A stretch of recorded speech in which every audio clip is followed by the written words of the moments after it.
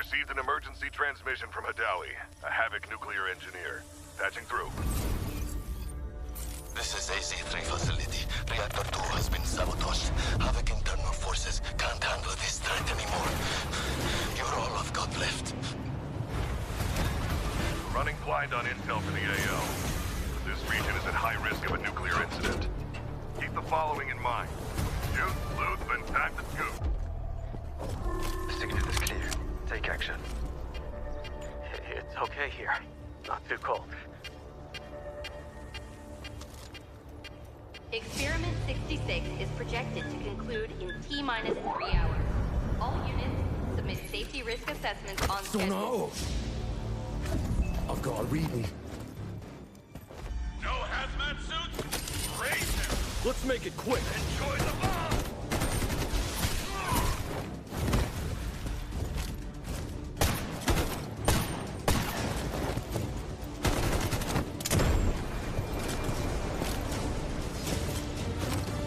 So eager to die. Excellent. I don't know what's happening, but reactor output is still climbing. And security thinks I'm behind this. They're coming for me. GTI, move it, now! Key verified. Access granted. Hostile signal detected. Lethal action authorized. Damn it! Someone take control of this piece of junk! Entering manual mode. Executing command. Those bastards in fusion research won't authorize shutdown because of their experiment timeline. I know better than anyone how important this research is. Hold this position. Once I finish calibration, use that console to insert the control rods immediately. Data set. Follow me. I know somewhere the signal can get through. Steam explosion at reactor 2. Incident level confirmed. Estimated contamination radius. Careful! Don't fall! We're outside the signal blackout zone. Upload the data package to Skynet immediately. Encryption keys in the archive. Just send it! Critical alert. Reactor power output has critically exceeded safety threshold. Core meltdown imminent. All personnel evacuate immediately.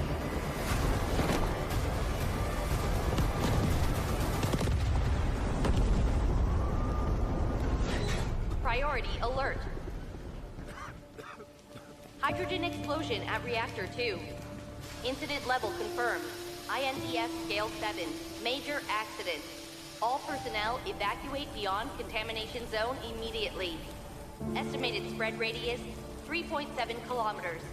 Correction, 9.2 kilometers. Correction, 24.9 kilometers. Correction, 45.3 kilometers. Correction, 79.8 kilometers.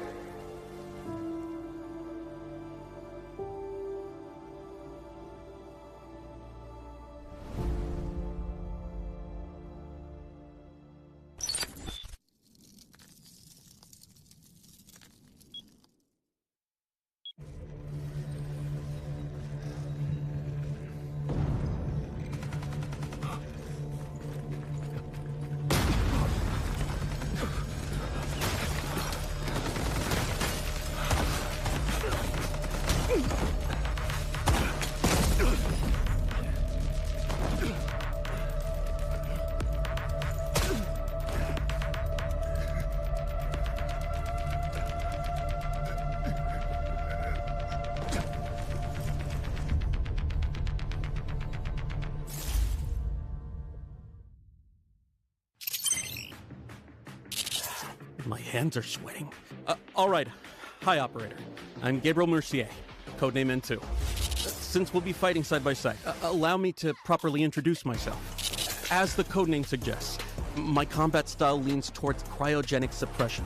My frost launcher paired with a cryo flask can quickly force enemies into a frost state, ensuring they pose no threat to us. If enemy positions are unknown, the homing stun grenade can precisely mark them as well.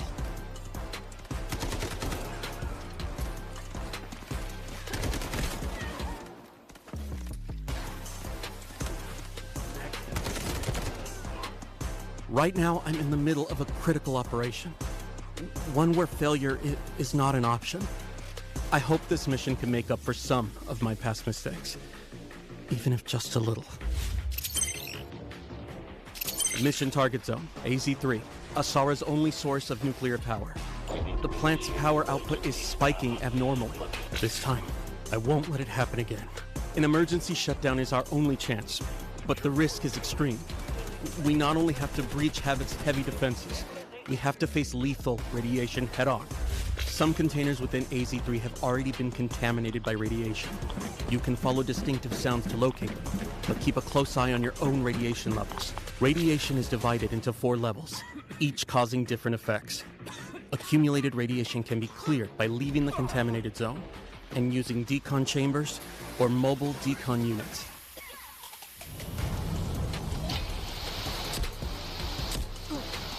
During the incident, some personnel lost their access keys. We can use these keys to infiltrate the classified zones and gather intel and supplies. Key verified. Access granted.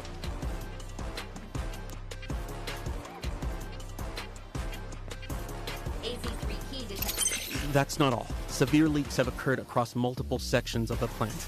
You can choose to endure radiation exposure and enter these zones for high-value supplies and rare data, or stay clear. The choice is yours. Havoc has deployed a large number of purification soldiers at AZ-3. Once your position is exposed, heavy purifiers will apply debuffs like corrosion and slow movement, but attacking the weak spot on their back can neutralize them quickly. An even tougher threat comes from the relink agents. H-1000 personally leads H-47, H-800, and other agents to guard the facility. All of them connected through Skynet. They're extremely persistent. Stay on maximum alert. One final thing. If we do manage to shut down all the nuclear facilities, something unexpected might happen. Disabling message. All AZ-3 terminals disabled. Of course, the nuclear plant has new collectibles too. Over in Warfare, things are heating up. The flames of war have reached the weathered stone walls of the Colosseum. This 1,000-year-old city is sliding toward ruination.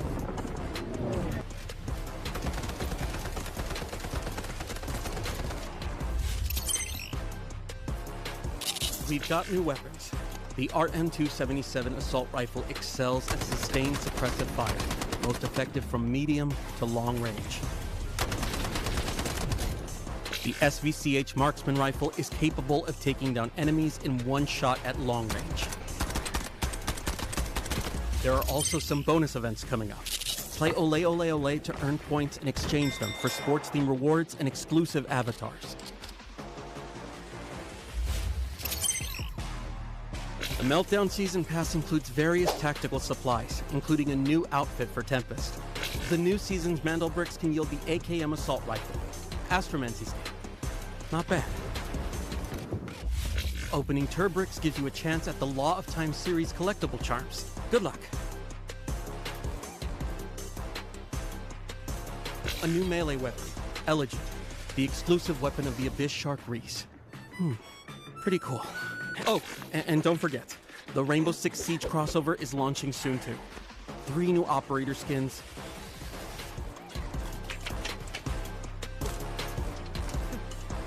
Black Ice weapon skins and special collectibles. Now that's something. Covers the main updates for the Meltdown season. Don't mess this up. Don't mess this up.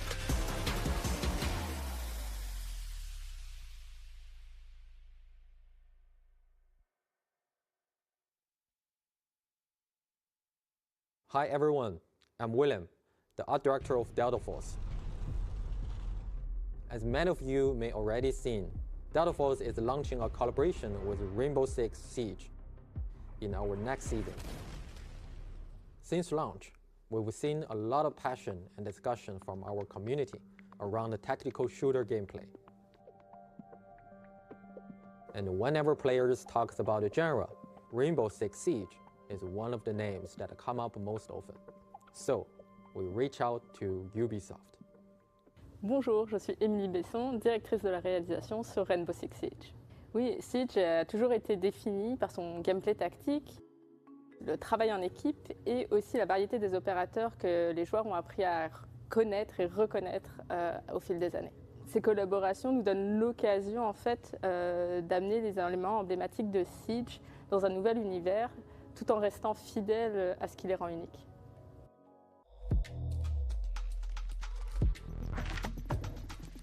In this collaboration, we focus on two things: operators and the Rainbow Six Siege's iconic visual legacy. We selected 3 operators pairings who share the same combat philosophy. I'll be there you need me. 말보다는 행동이지. Call if you need a hand. For classic Siege elements, we choose to honor Black Ice, the Drone, and the Alpha Pack. Ce qui était essentiel pour nous de préserver dans la collaboration, c'était l'identité, l'authenticité de nos personnages. C'est ce qui les rend uniques. On a travaillé main dans la main avec l'équipe de Delta Force pour s'assurer que l'authenticité de Siege, l'identité de Siege s'intègre naturellement dans leur jeu. Both games share a realistic art direction, and finding distinct recognition within that shared aesthetic was actually the harder challenge. We started by preserving the core silhouette and the color framework of Siege operators. Doc and Motin's iconic deep navy uniforms, Vigil's signature custom-fitted gear, these stay true. At the same time, within the finer details, we evolve in Delta Force identity. They wear patches from both teams. Motin carries Cineva's badge. Doc has medical kits at his side. To faithfully recreate Black Ice, we focused our material work on internal ice fracture patterns to capture the distinctive texture and cold, austere feel of original. Oui, en effet, Black Ice résonne énormément avec notre communauté. C'est une cosmétique d'armes qui a énormément plu à nos joueurs.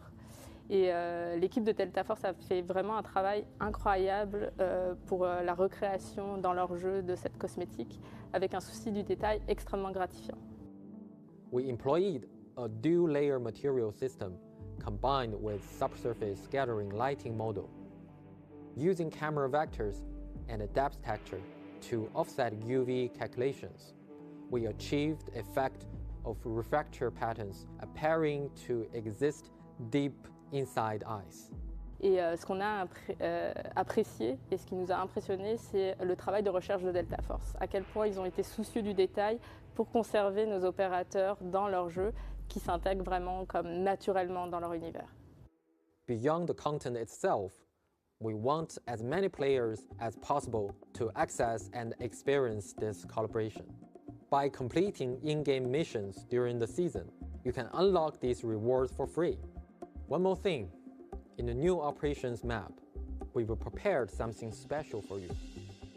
You will find a surprise in the maps that are meant just for you. Once the crossover goes live, go find them.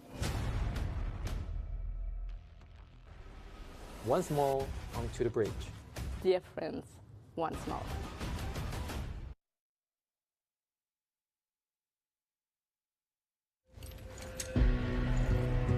For some, success is measured by bodies in bags. Maybe that's it then.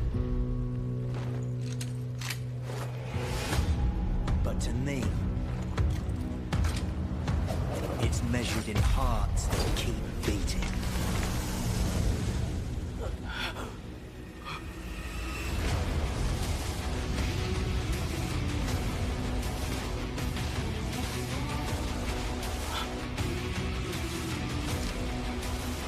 You with me?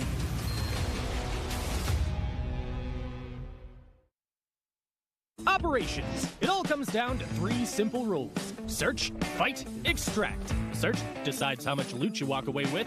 Fight, not every encounter needs to end in a shootout. You just need to clear whatever's standing between you and your treasure. Extract. That's the magic moment that turns everything in your pack into yours to keep. 3 phases, all connected. Miss one and the whole run falls apart. Gear up before you head out. The better you're geared, the harder you hit and the more you can carry. But the more you lose if you go down. Go in cheap and dying won't sting as much, but you'll miss out on those juicy, high-value supply zones. Gear up and go big, or go light and gamble. Your call. Once you're in the match, forget everything else. Loot, loot, and loot some more. Documents on desks, parts and cabinets, bird nests by the roadside, trash cans tucked in corners early on. Grab everything you can get your hands on. Priority targets, safes, and air cargo containers. Snag one high-value item, and boom! You've already covered your entry cost. Now, the real question, keep pushing your luck or cash out while you're ahead. Your pack's stuffed with goodies and you're ready to extract. Then, gunfire erupts ahead. What now? Charge in, slip past unseen, or hang back and let them wear each other down before you swoop in. Just remember, die and you lose everything in your backpack except what's safely tucked away in your safe box. You choose to slip away quietly. Smart move! Your pockets are already bursting, but you can't shake that nagging sound of footsteps nearby. Even distant gunfire's enough to send your heart racing. You finally reach the extraction point. The countdown starts. Hold your nerve, don't blow it with 2 seconds left. Extracted. That weight you've been carrying the whole run finally lifts off your shoulders. Sweet relief. Then, there's the ultimate wild card. You stumble on a mandel brick. This thing's worth a small fortune, but the second you pick it up, every player on the map knows exactly where you are. Everyone's coming for you. You go from treasure hunter to hunted in the blink of an eye. Your only goal now? Stay alive long enough to decode it and cash in big.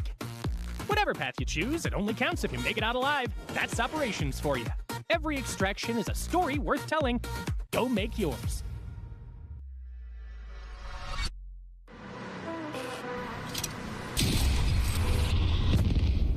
The enemy got the mandel bricks. Find it. Stop them.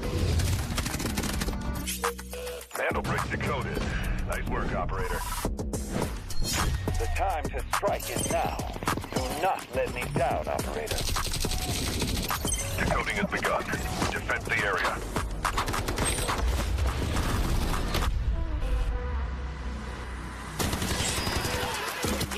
Is about to take the first brick of the tournament. And they're going to do it. What goes around, comes around. Do very much, but when you get barrel stuff, Skydie is getting aggressive. See what I did there? You ain't seen nothing yet. Let's knock them off their feet. There we go. There it is.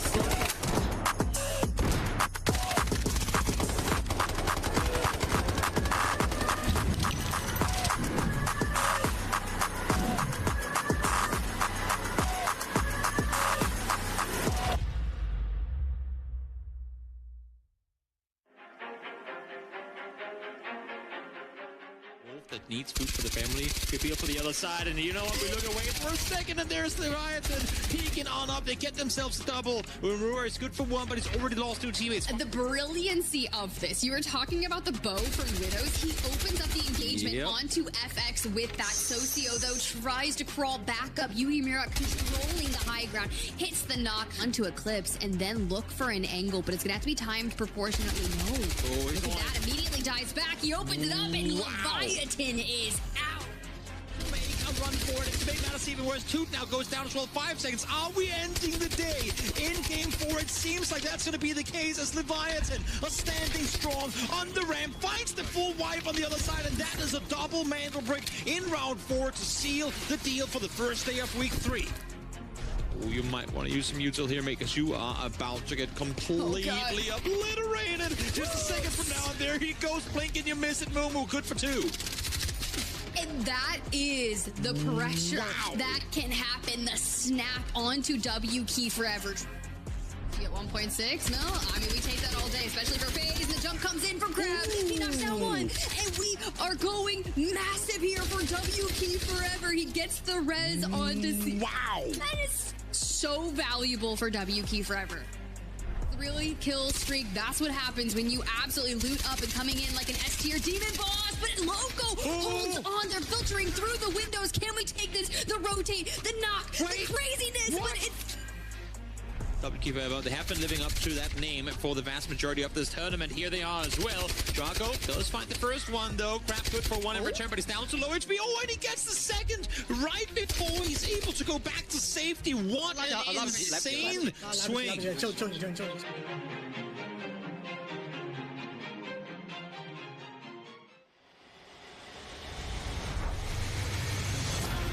members, now the odds are in their favor. 2v1. Everything getting spammed away. NT getting a little solo. Hang on a second, NL. Look at that. It's an absolute sweep. And Illich has got to know that they're here. Lines them up. Even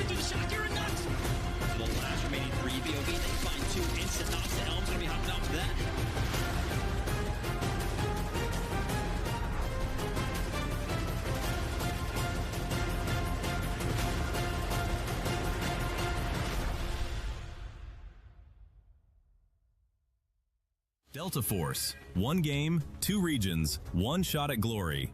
This is the complete guide to Delta Force Rise Series EMEA and Americas Season 1. Everything you need to know, from the very first match to the last squad standing.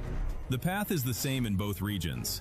It starts with the open qualifiers, open to any team that wants to compete. The best push through to the group stage, where the top 2 advance directly to the finals, bottom 2 eliminated, and the rest battle through the survivor stage to earn their spot. From the open qualifiers, 12 teams have fought their way into the season, and only 1 will lift the trophy. The group stage runs for 4 weeks, with matches every Friday, Saturday, and Sunday. The 12 teams are split into 4 groups, A, B, C, and D. 3 teams per group. Each broadcast day, 2 groups go head-to-head in a cross-group match. Every match is a 7-round format. 6 teams competing in the same lobby simultaneously, across up to 7 rounds on maps like Zero Dam, Brakkesh, Tide Prison, and Space City. Teams earn squad points by scoring eliminations and accumulating in-game total assets. And on brick rounds, they compete to collect and decode Mandel bricks, artifacts that decide the round winner. Decode 2 Mandel bricks in a match and the victory is locked in, no matter what round you're on. After 12 match days, the group stage standings are final. Places 1 to 2 go straight to the finals. Places 3 to 8 enter Survivor Stage Day 1. Places 9 to 10 drop into Survivor Stage Day 2. Places 11 to 12 are eliminated. The Survivor Stage is where the bracket narrows fast. Day 1 brings those 6 teams together for one 7-round match. The top 2 advance directly to the finals. Places 3 to 6 get 1 more shot. Day 2 mixes the 4 survivors from Day 1 with the 2 teams ranked 9th and 10th from the group stage. Again, 6 teams, 1 7-round match. Top 2 go to the finals. Everyone else is out. 6 teams, 1 day, 1 lobby, 1 match. This is the finals, the ultimate showdown of the season. 2 teams earned it through the group stage. 2 more survived Day 1. The last 2 came through Day 2. Every team deserves to be there. The top 3 finishers earn an invitation to Season 2. Welcome to Delta Force Rise Series EMEA and Americas Season 1. Loot, shoot, extract.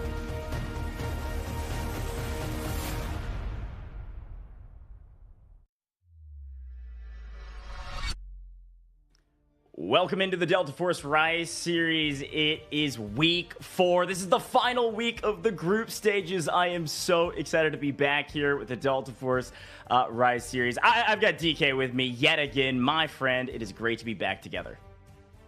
Yeah, I think it is going to be an absolute amazing show that we are in here for today. Of course, it is week number 4. It is the final opportunity for these teams to secure those slots moving towards the grand final. So really looking forward to seeing what is going to be happening out on the field as everybody's going to be looking to cook up quite a bit of a storm. And speaking about storms, Ryan, if you've not yet downloaded the game, look at the link down below. Head on over, go get the game on all the platforms. Of course, you can also check out the Delta Force website. We've got an amazing eSport section as well. Go check out the tabs. You can see information on Americas as well as the EMEA region in there as well.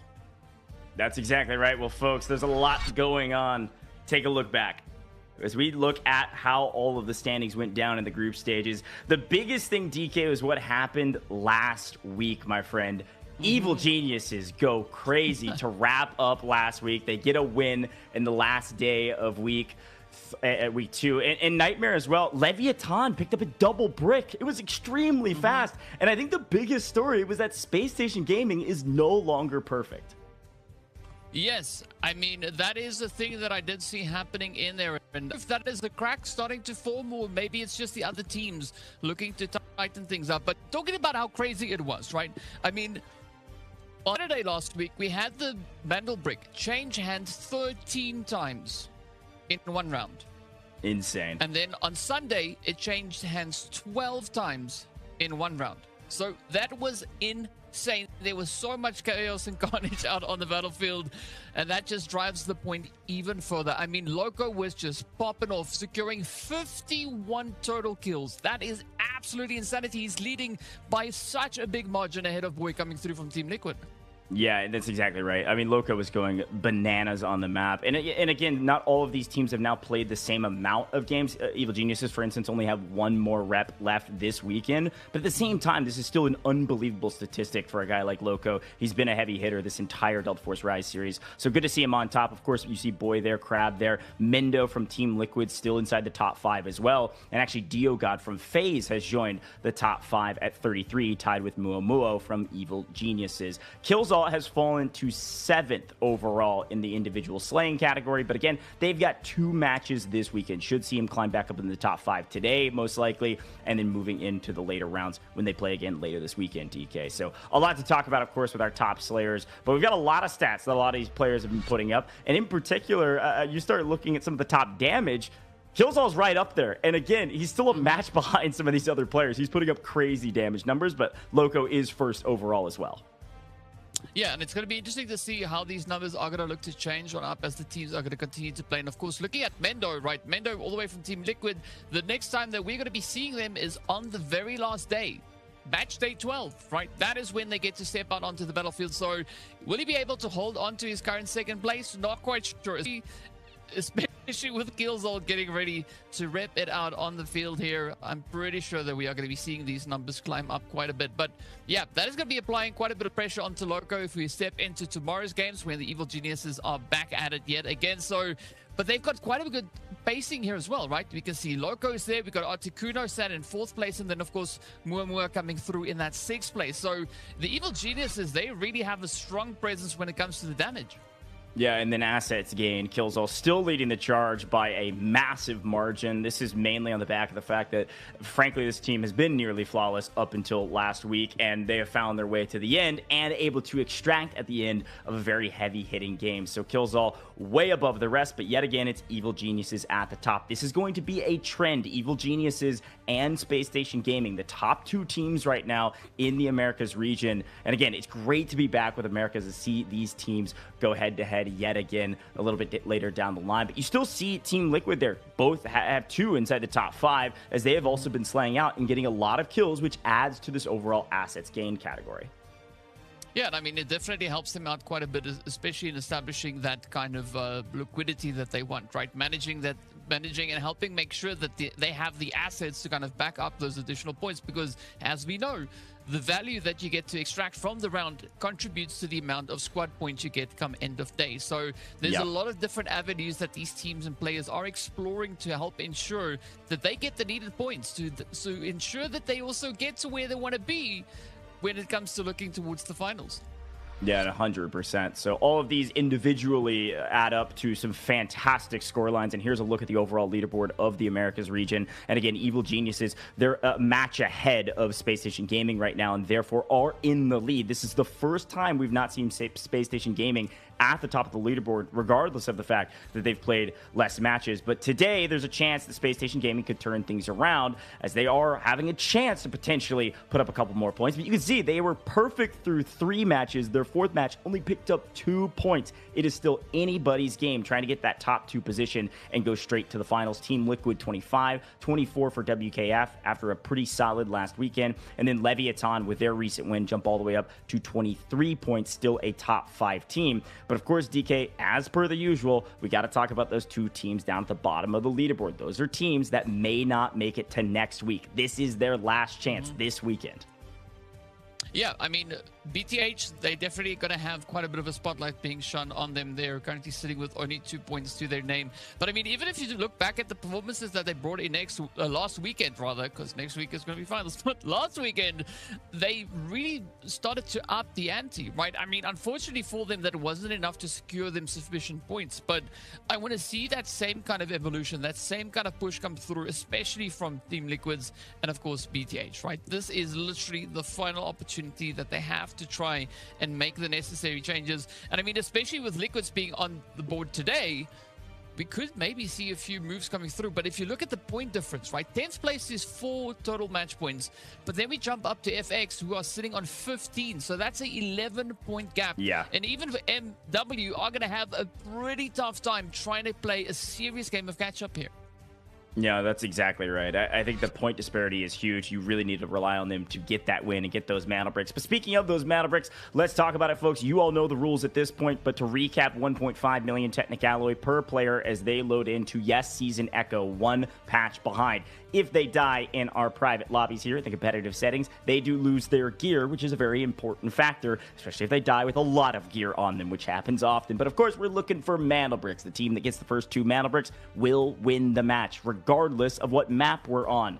The earliest they could do it, like Leviathan did day 1 last weekend, is in rounds 2 and 4. If you can get back-to-back bricks in 2 and 4, boom, we're done in 4, and that is all she wrote for today. We could go all the way to game 7, which we have also seen many a time. And of course, those 2 eco rounds, which is round 1 and round 3, no mana bricks, but some nice airdrops with some fantastic loot. The final rule here that is really important is, of course, our operator rule. Each operator can only be used a total of twice throughout the course of the entirety of today, except when we get to round 7. If we get there, everything resets. So if you run double Nox, for instance, on Tide Prison, like many of our teams do, you cannot run Nox any other time on the map unless we get to 7. So the other important factors to remember is that, yes, we've got those key cards that you can get through every single door you need to get through, but also a 3x3 safe box where you can put most of your loot in there to keep it safe if you do go down. The biggest and most important thing aside from mana bricks is getting some points. What's a way to do that? Kills and supply, aka get money. Okay, 800k per kill is a great way to get that cash up and therefore earn some extra points. Kills are so valuable in the current rule set, and therefore a lot of these teams do like to play aggressive even on eco rounds, because the best way to get eco is to go get kills. That's a full team wipe of 3 players, 2.4 million, a chance to really up your stash value and therefore your supply points, TK. So some really important stuff here, but talk to me about the Mandel brick. Well, Mandel Brick, we've seen it being fought over time and time again.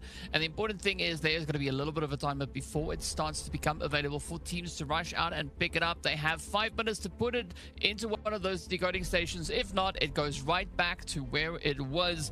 And of course, once that happens, there is going to be that 4-minute timer that starts, and every time the Mandel Brick changes hands, we are going to be taking a little bit of time off of that decode, right? So it's going to be reduced by 30 seconds, and every time it resets, the lowest it can go is 1 minute and 30 seconds, and that causes quite a few problems for the squads out on these particular maps. So we're really excited to see what is going to be happening with that. But also, if a team is busy decoding and they get eliminated, the countdown will stop right where it is, and it will just wait to see if anybody else is going to venture in and try and lay their hands on that. So there are multiple opportunities in different ways for teams to contest that Mandel Brick decode. And as we know, the Mandel Brick is worth quite a bit. As you pointed out earlier, right? As soon as a team gets the Mandel Brick decoded twice, they win, irrespective of where we are in the day. So there's a lot of pressure on that. And of course, as we know, these teams are chasing points. The best place to get points, first place, right? That's going to be the golden ticket,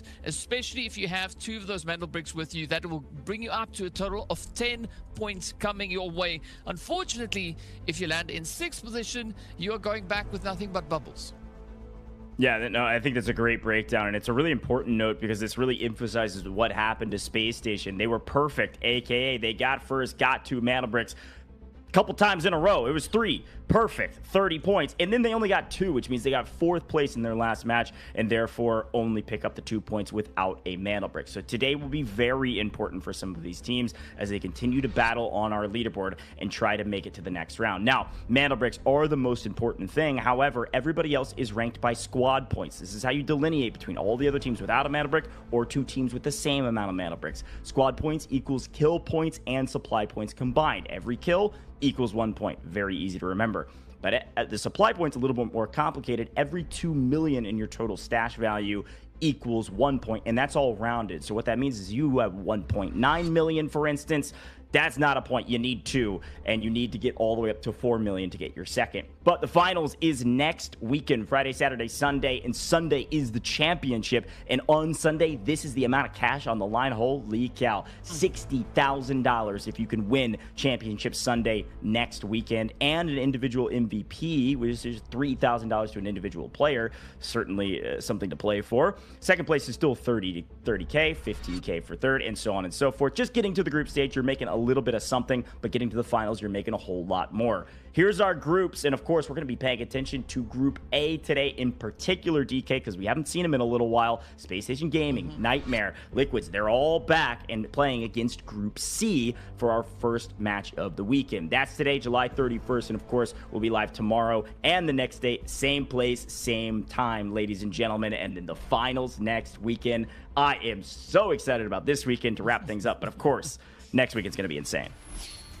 I think it's probably going to be the craziest weekend that we've had so far. And I mean, that says a lot. Looking at the lineup that we have coming through from the side here of Liquids, one of those teams, of course, as we know, is sitting in a little bit of a troubling position. But with the amount of game hours that Meg has brought in, and of course that compound bow, I'm pretty sure that there's not much that Meg can't do, but he's going to have to rub off on the rest of the team if they want to get those points and make sure that they can get closer into qualification spots.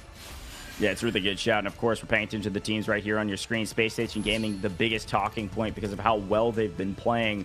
But in the recent match, things did not go their way. Can they turn things around in this one and take back the first place position? Frankly, they just need to do okay today to ensure a spot still in the top 2. That's your metric for success. You skip Friday and Saturday next week. If you can be top 2, you go straight to Championship Sunday. Nightmare, a team also worth watching from this group. Who's the team that were able to take down Spacestation Gaming in their match?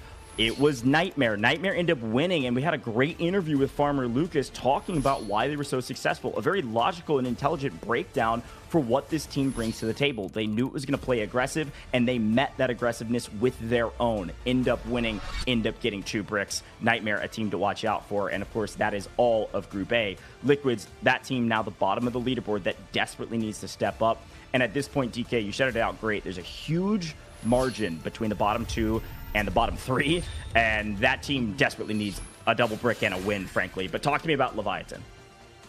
I mean, Leviathan, they've also been looking to crack a few cans open all over the place. And, you know, I really like the kind of pacing that they've been able to secure for themselves. But again, it is all going to boil down to what they bring to the table here. Of course, they are starting the day off all the way in that 5th place. They do have 23 points total on the board.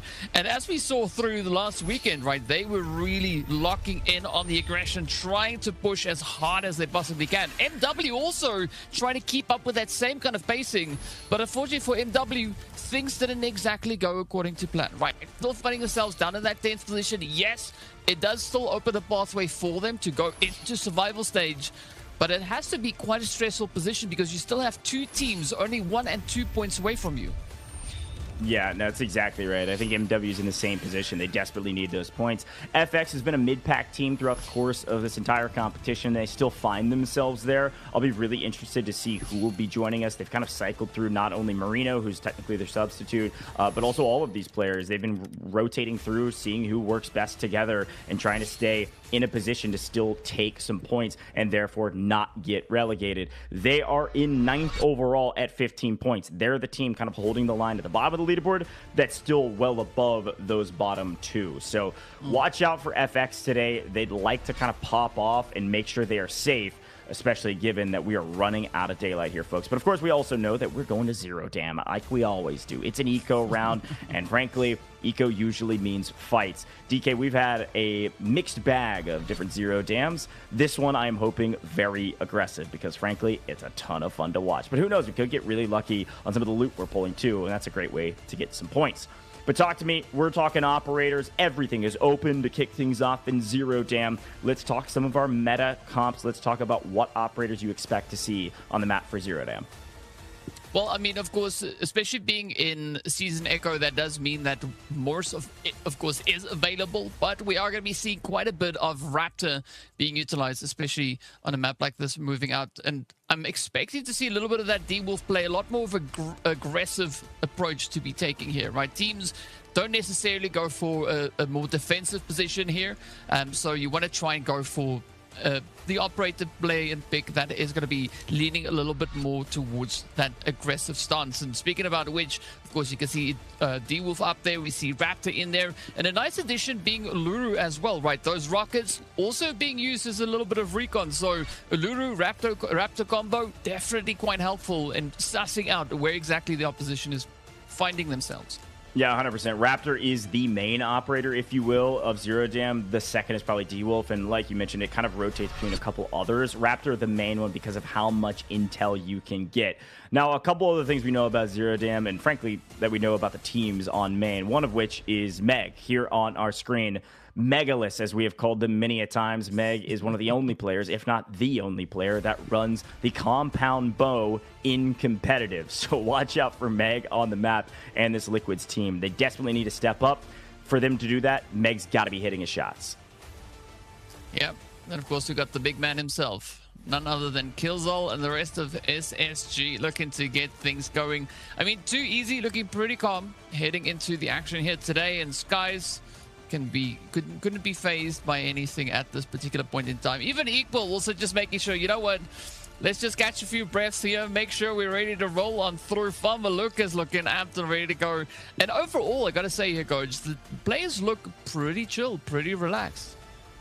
Yeah, I think they're very comfortable at this point, right? We're settling into the competition. This is the end of the Delta Force Rise Series group stages, right? We're kicking off week 4, and so there's an opportunity for these players to showcase how truly comfortable they are. Are they relaxed? Are they comfortable? Or are they feeling the pressure of where they out on the leaderboard? If you're a team like Spacestation Gaming, I don't think you feel a lot of pressure. Yes, you're in second, but you've got 2 matches this weekend to make sure you stay there. If you just get any points, you're going to be in a pretty strong position, and it'll be tough to knock you out of a top 2 spot.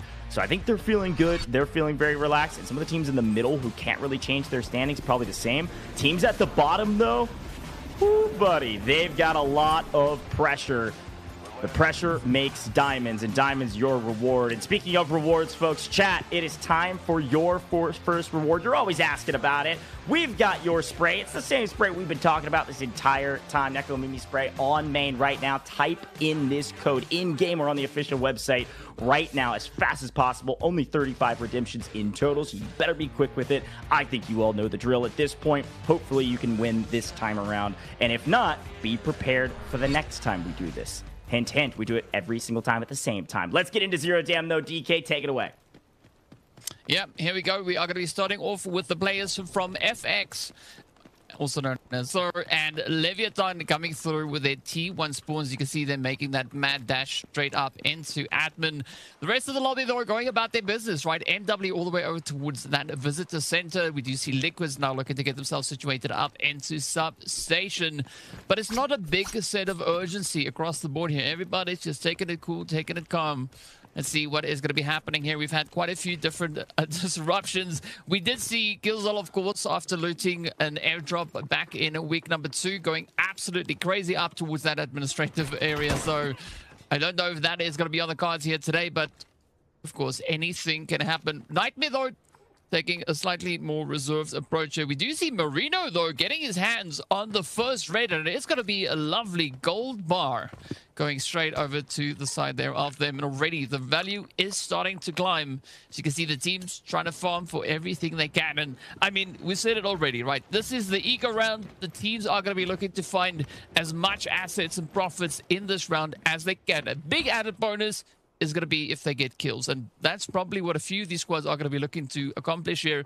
And with the loadout, it is fair across the board, right? We see the blue rounds being equipped in the weapons. We see a plethora of reds just rolling out of everywhere, and of course that purple armor is going to help the teams feel a little bit more secure.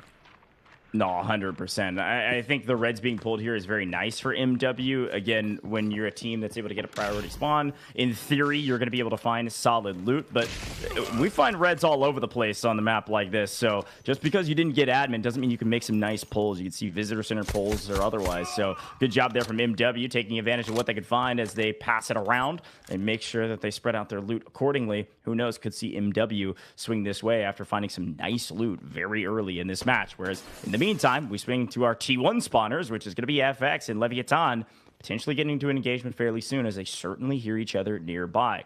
As we talked about with the operators, you all can see the same thing we can. Raptors across the board, one on every team.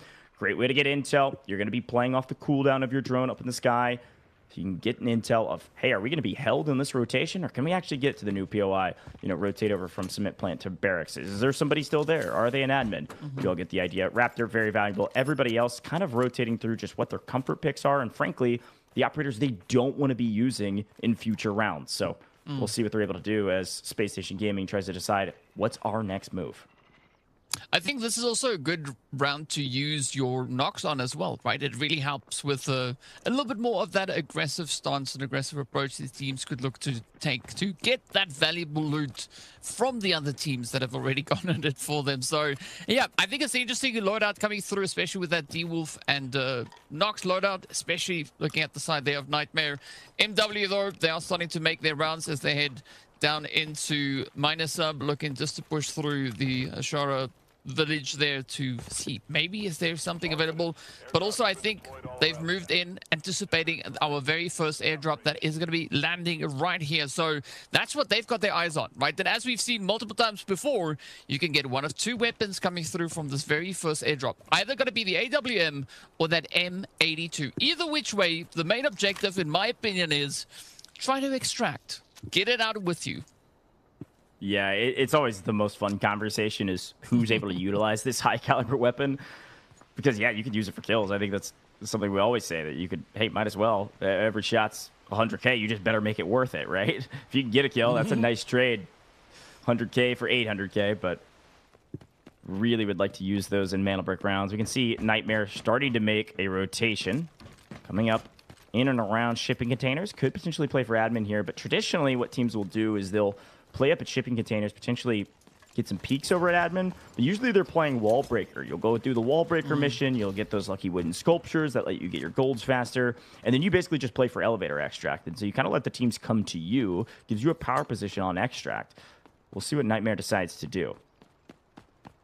I mean, we could actually see that play out, right? Because Nightmare, as you said, they are setting up right here, and we do see the players from Fluxo. They are right over at Wallbreaker, so they could decide to pull the lever and get the ball rolling, but it doesn't seem like that is the objective that they have in mind for the time being. Instead, they are going to be rotating further down south, straight over towards Liquids, and that is Meg that will be welcoming them in with open compound pose. I still can't believe that Meg has you know, the boldness to do that every single time around. And of course we were talking about the AWM. Nice. There it is, a beautiful looting session coming through from MW, but now the pressure is on them, right? Can they actually get an extraction with that AWM and the ammunition to accompany it? This is a great play from MW. When you get the visitor center pull, you can see Leviathan does take a bit of damage. When you get the visitor center's pull, though, one, they got lucky with some nice reds, but two, that is one of the small advantages on what I would call a bad spawn on Zero Dam, is that it is close to one of the airdrop locations. So MW doing a great job of maximizing this quote-unquote bad spawn on the very first map of the day, and MW actually finds themselves at the top of the leaderboard currently. In hand, some nice reds. Maybe they just do a mission and get the heck out of Dodge on the paid extract on the south side. I wouldn't hate that at all. Given the state of the Americas region, MW desperately needs points. This could give them a small advantage going into the next round. Yeah, I mean, at this point, they're going to have to play super strategic to make sure that they can just milk every single available point to them into today's games. So I really look forward to see what they are going to be looking to do here. Meanwhile, Leviathan just clearing out the admin area. Wow, difficult with the English words here today as they are making their way through. But, I mean, Spacestation and Nightmare, they don't seem to be really all too phased with what is happening in admin itself, right? There's not been many shots. We still have each and every single player up. But this is very similar to what we had happen last weekend, right? We did see the teams make it all the way to where there was 4 minutes left on the clock before they actually got the party underway. So, based on what we've just seen, that might not be the case this time around. No, I totally agree. Space Station Gaming taking looks, but nothing really striking home yet. Pretty important to pay attention to the map, see where everybody's at. In particular, it does look like MW still not on our screens, has elected to stay on the south side. There's a quick look. This is the team I was going to call out. Liquids making slow moves from the southwestern side of the map, south side of Cement Plant, all the way up towards Barracks. This is actually a nice example of exactly what I called out a second ago. The rotation from Cement Plant to Barracks. Can you clear it? Make sure nobody's there. Check it. Nobody's there. Now we make the move. That's really funny. But we do take a peek through some of these drones as the players are trying to gather some intel. And we see the other team that we haven't seen yet, which is the FX. They're actually underground.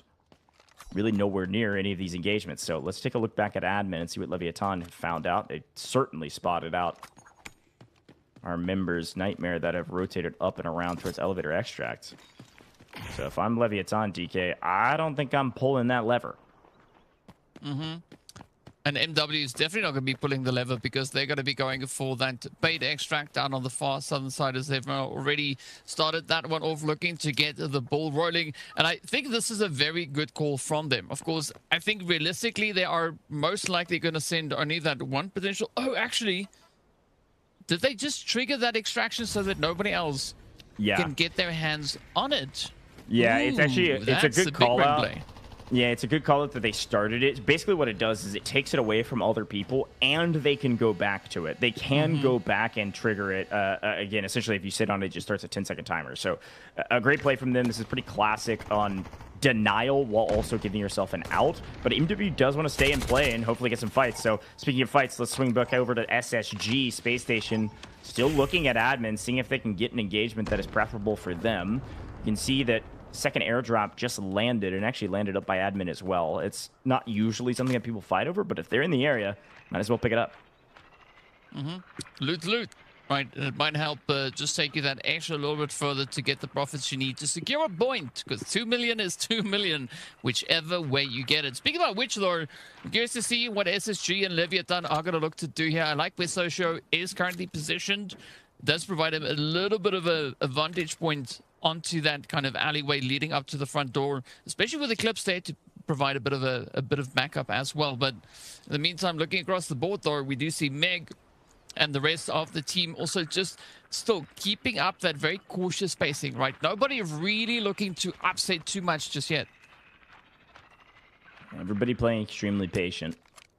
Eco rounds, best way to get money is frankly kill each other, but at the same time, you do want to protect what loot you brought in, and frankly, you don't want to give away points early to any of these rosters. So I respect and understand patience, but as a viewer in my own right, I do like some action. Now, we'll see it in the last couple minutes, assuredly. Somebody's got to fight in the last couple minutes.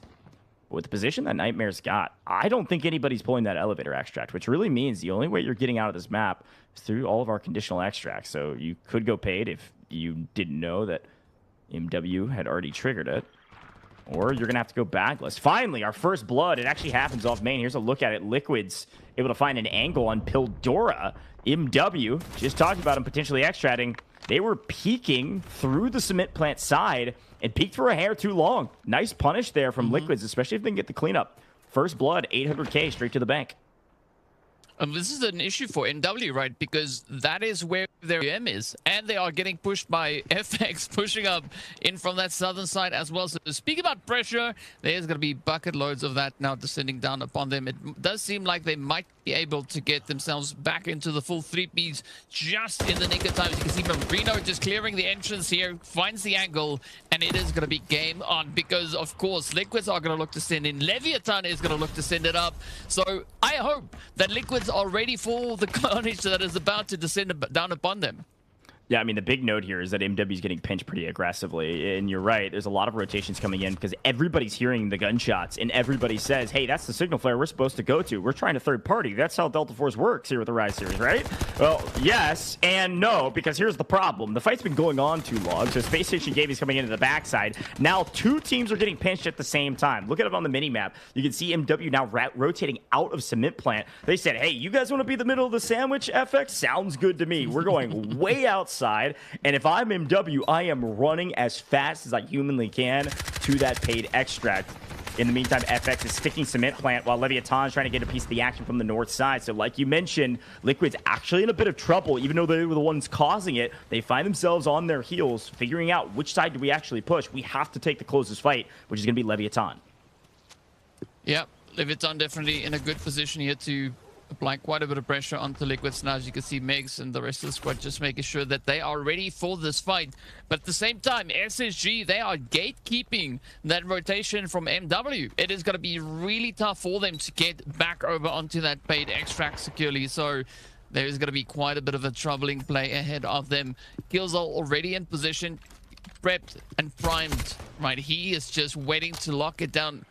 But at the same time, again, FX starting to move up. So it seems like the dynamic is not just shifting, right? We do see a little bit of a split up in that sandwich. Yeah. And a little bit of a refocus all at the same time. Yeah, really what's happened is the two groups of three have totally separated. There's a big group down here at the bottom, the south side of the map, underneath Cement Plant, as, again, Spacestation Gaming is doing a good job of keeping themselves the furthest team south. They're not going to let a team get behind them. They read MW's rotation, and they also read FX's intentional retreat through Cement to try to get out the other side. Spacestation Gaming has gone back to the bridge, back to a choke point, and still hold the south side of the map. While on the north side, the three teams that were up there, which was Liquids and Nightmare and Leviathan, have all scattered as well. So all this fighting, all this chaos, all these sandwiches. Look at the map right now. Leviathan is sprinting down to the south side of the map. They either want conditional or they want some kills. Either way, they're going to get there and maybe be disappointed with the way SSG is holding this line. Ooh. I mean, this is looking pretty great for MW though, right? Especially with Leviathan pushing over on towards SSG. It's going to help alleviate a lot of that pressure and actually open up that rotational pathway for them. Nice trade. But for the time being, though, Leviathan, rather, are going to be looking to make the most out of the situation. And FX, though, right behind them. So the third party could get third-partied by yet another team just waiting in the wing. Yeah, this is a big fight between Leviathan and Spacestation Gaming. These are two teams that have a bit of a grudge match right now. They're both very talented, but Socio Legend with a fantastic flank, able to pick up the backside. And they do get paid. They do get the wipe. Down goes Easy, Skies, and Kills All. Spacestation Gaming first out at the hands of Leviathan. What a great play from Socio to play the backside flank after they had knocked one already. Huge, but the job's not done. It's just getting started, and there's only 3.5 minutes on the clock. This is ridiculous. FX gonna swing in. Leviathan getting the pinch, and like you mentioned, MW in a great spot. But let's see what FX does and see how aggressive they get. Yeah, the pressure just keeps on stacking up here. As you can see, FX trying to push on forward. Leviathan already quite battered and brewed, but they are not going to be giving up just yet as they continue to push. Marino and the rest of FX here trying to quickly just reposition themselves, get the angles, but those health bars for Leviathan continues to drop on down. And this is exactly the kind of pacing that MW needs to get a very successful extraction, especially if they want to get that AWM out of this round. So the stakes are exceptionally high right now. And to add to it, we do see the side of Nightmare pushing up towards them, looking to come up and keep that momentum going. Yeah, this is a great play from Nightmare. Again, once the shooting starts, everybody starts following, and here's Leviathan able to answer back as well. FX down to a solo. Unfortunately, they were causing a bit of havoc, and now they're in the deep blender. Nightmare, oh, a great swing from DW. Down goes Loud. MW catch the wrong end of a Nightmare barrel that is very warm. It was a great snap across. Tomiozo last alive for FX, and frankly, it's just a matter of time. There's the triple swing. Can't get anything for it. FX, the second team to get full wiped. Nightmare, yes, a duo, and MW the same. But Leviathan and, frankly, Nightmare as well feel like they're in the most control. It does look like Pildora did find an angle on one member of Nightmare, but I think Leviathan's still in the best position by a mile. Yeah, well, Liquids, they are sending out at least one player through the no bag or the conditional extraction up in towards that western side of the zone. Meanwhile, the rest of the lobby, literally the entire lobby, is right here on this crossing. Absolute carnage. As you can see here, Leviathan quickly just trying to gather 90 seconds option to make a good play, but this thing is all going to boil down. We have less than 90 seconds left on the clock, so if they want to get those elimination points, now is going to be the go time. 2v2, v1v1, and one goes down. Nightmare fully eliminated as well. They put up some decent kills, but that's all they got for it. And MW says, we got to at least make this AWM worth something, and they're able to get one. Meg goes down. Pildora putting on a bit of a show with the sniper. Says, let's see what we can do. 60 seconds on the clock. Liquids 1, Leviathan 2, MW. Just one still on the map that is on their feet. 2 down on the ground. They potentially get rezzed, but there's really no time for that. Megalus able to get credited that Rapids kill as Jadavise helps clean it up. But Megalus is down on yellow timer. It's going to be Jadavise or nothing for Liquids. A 1v1v2. Leviathan, you could only expect them to get aggressive here. Playing bridge, they're not really in this engagement right now. It's a 1v1 between Jadavise and Pildora, and they're just watching across the bridge. But there's only 30 seconds left. You might as well full send. At this point, nobody else is getting out. Go get the kill points. Yep, that's the only thing pretty much on the table here, or on the menu even, if you would be so bold to say. So it is going to be Pandora just trying to keep a very tight angle. As you can see, the rest of Leviathan trying to move up, but with only 10 seconds left on the clock, there's only so much that you can do here. And it does seem that this is pretty much where things are going to be ending. Oh, Leviathan trying to risk it all, but Jay Device, though, gets taken right out. Leviathan aggressive at the perfect moment, able to just barely snipe that kill away before Jay Device was hiding out, just trying to prevent points. He said, it's not worth challenging this. Don't feel like I have the right angles to win it. I'm going to prone out and wait for the timer to hit 0. But the timer was at 1 second, and Leviathan are able to cut him down. I think Leviathan, the biggest winners in that engagement, but there were definitely some kill points kind of between most of our teams, and only a couple probably walking away with goose eggs on that one, DK. I'm a bit surprised. That was very slow to kick things off. And then as per the usual, in the last like 3 minutes, just all hell breaks loose. I always see it like the teams are saying to each other, hey, you go. It's like, no, you go. It's like, no, you go. It's like, no, you go. And then eventually the one guy just said, you know what, I'll do it. And it was absolute chaos from there. But of course, only one team can be the best team at the end of the round. Leviathan coming through, holding their heads high. 8 kills going their way, and at least managing to get 1.3 million out as well. So a pretty decent overall performance. 1,300 damage. Doesn't look bad. Doesn't look bad. I think it looks fantastic. 8 kills for Leviathan? 8? Oh. I thought more teams got more than that, but no, Leviathan just killed nearly everybody. MW did find their way to 4.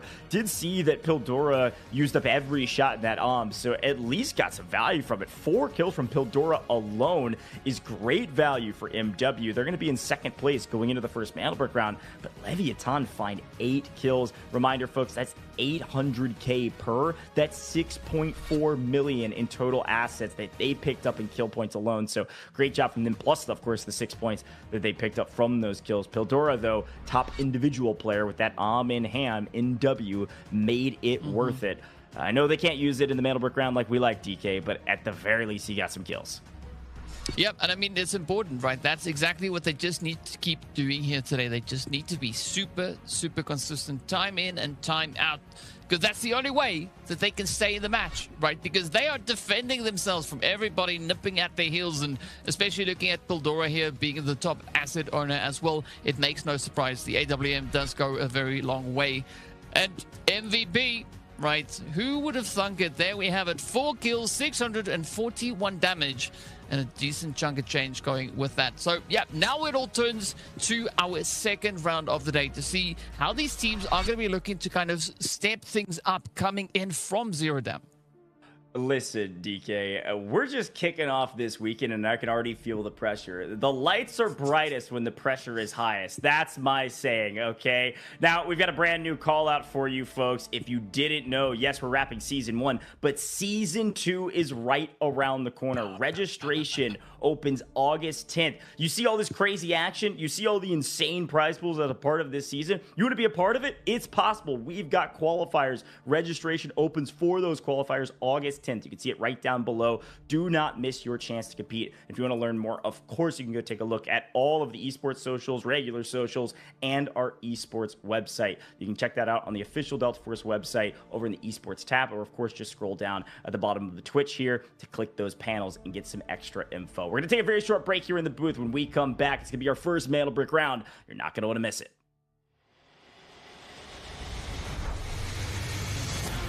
Two members now the odds are in their favor. 2v1. Everything getting spammed away. NT getting a little solo. Hang on a second, NL.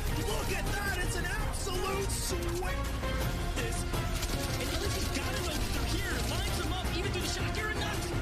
For the last remaining 3 BOV, they find 2 instant knocks. The Elm's going to be hopping off that.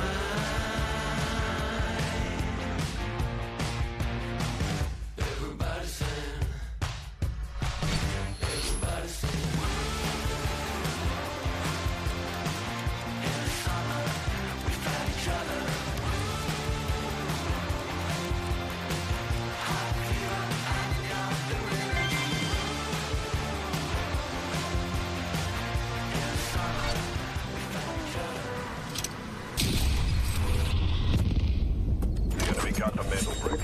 Find and stop them. Mandel bricks decoded. Nice work, operator. The time to strike is now. Do not let me down, operator. Decoding has begun. Defend the area.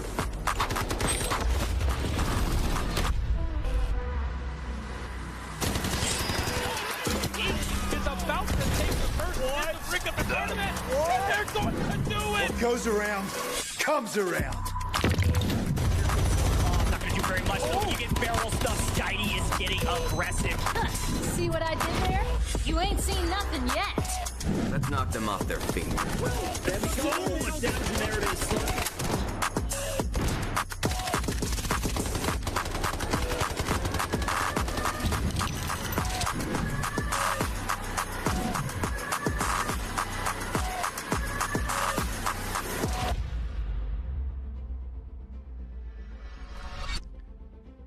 Welcome back to the Delta Force Rise series. It's America's baby, and it's great to be back. It's our final week of the group stages, though, and we just wrapped up in groups A and C, our first map. And DK, it was a bit slow to start, but a chaotic finish. And LEVIATAN are keeping up the momentum from their last match last week. They are up on top of this leaderboard almost assuredly. Take a look at that, 13 points.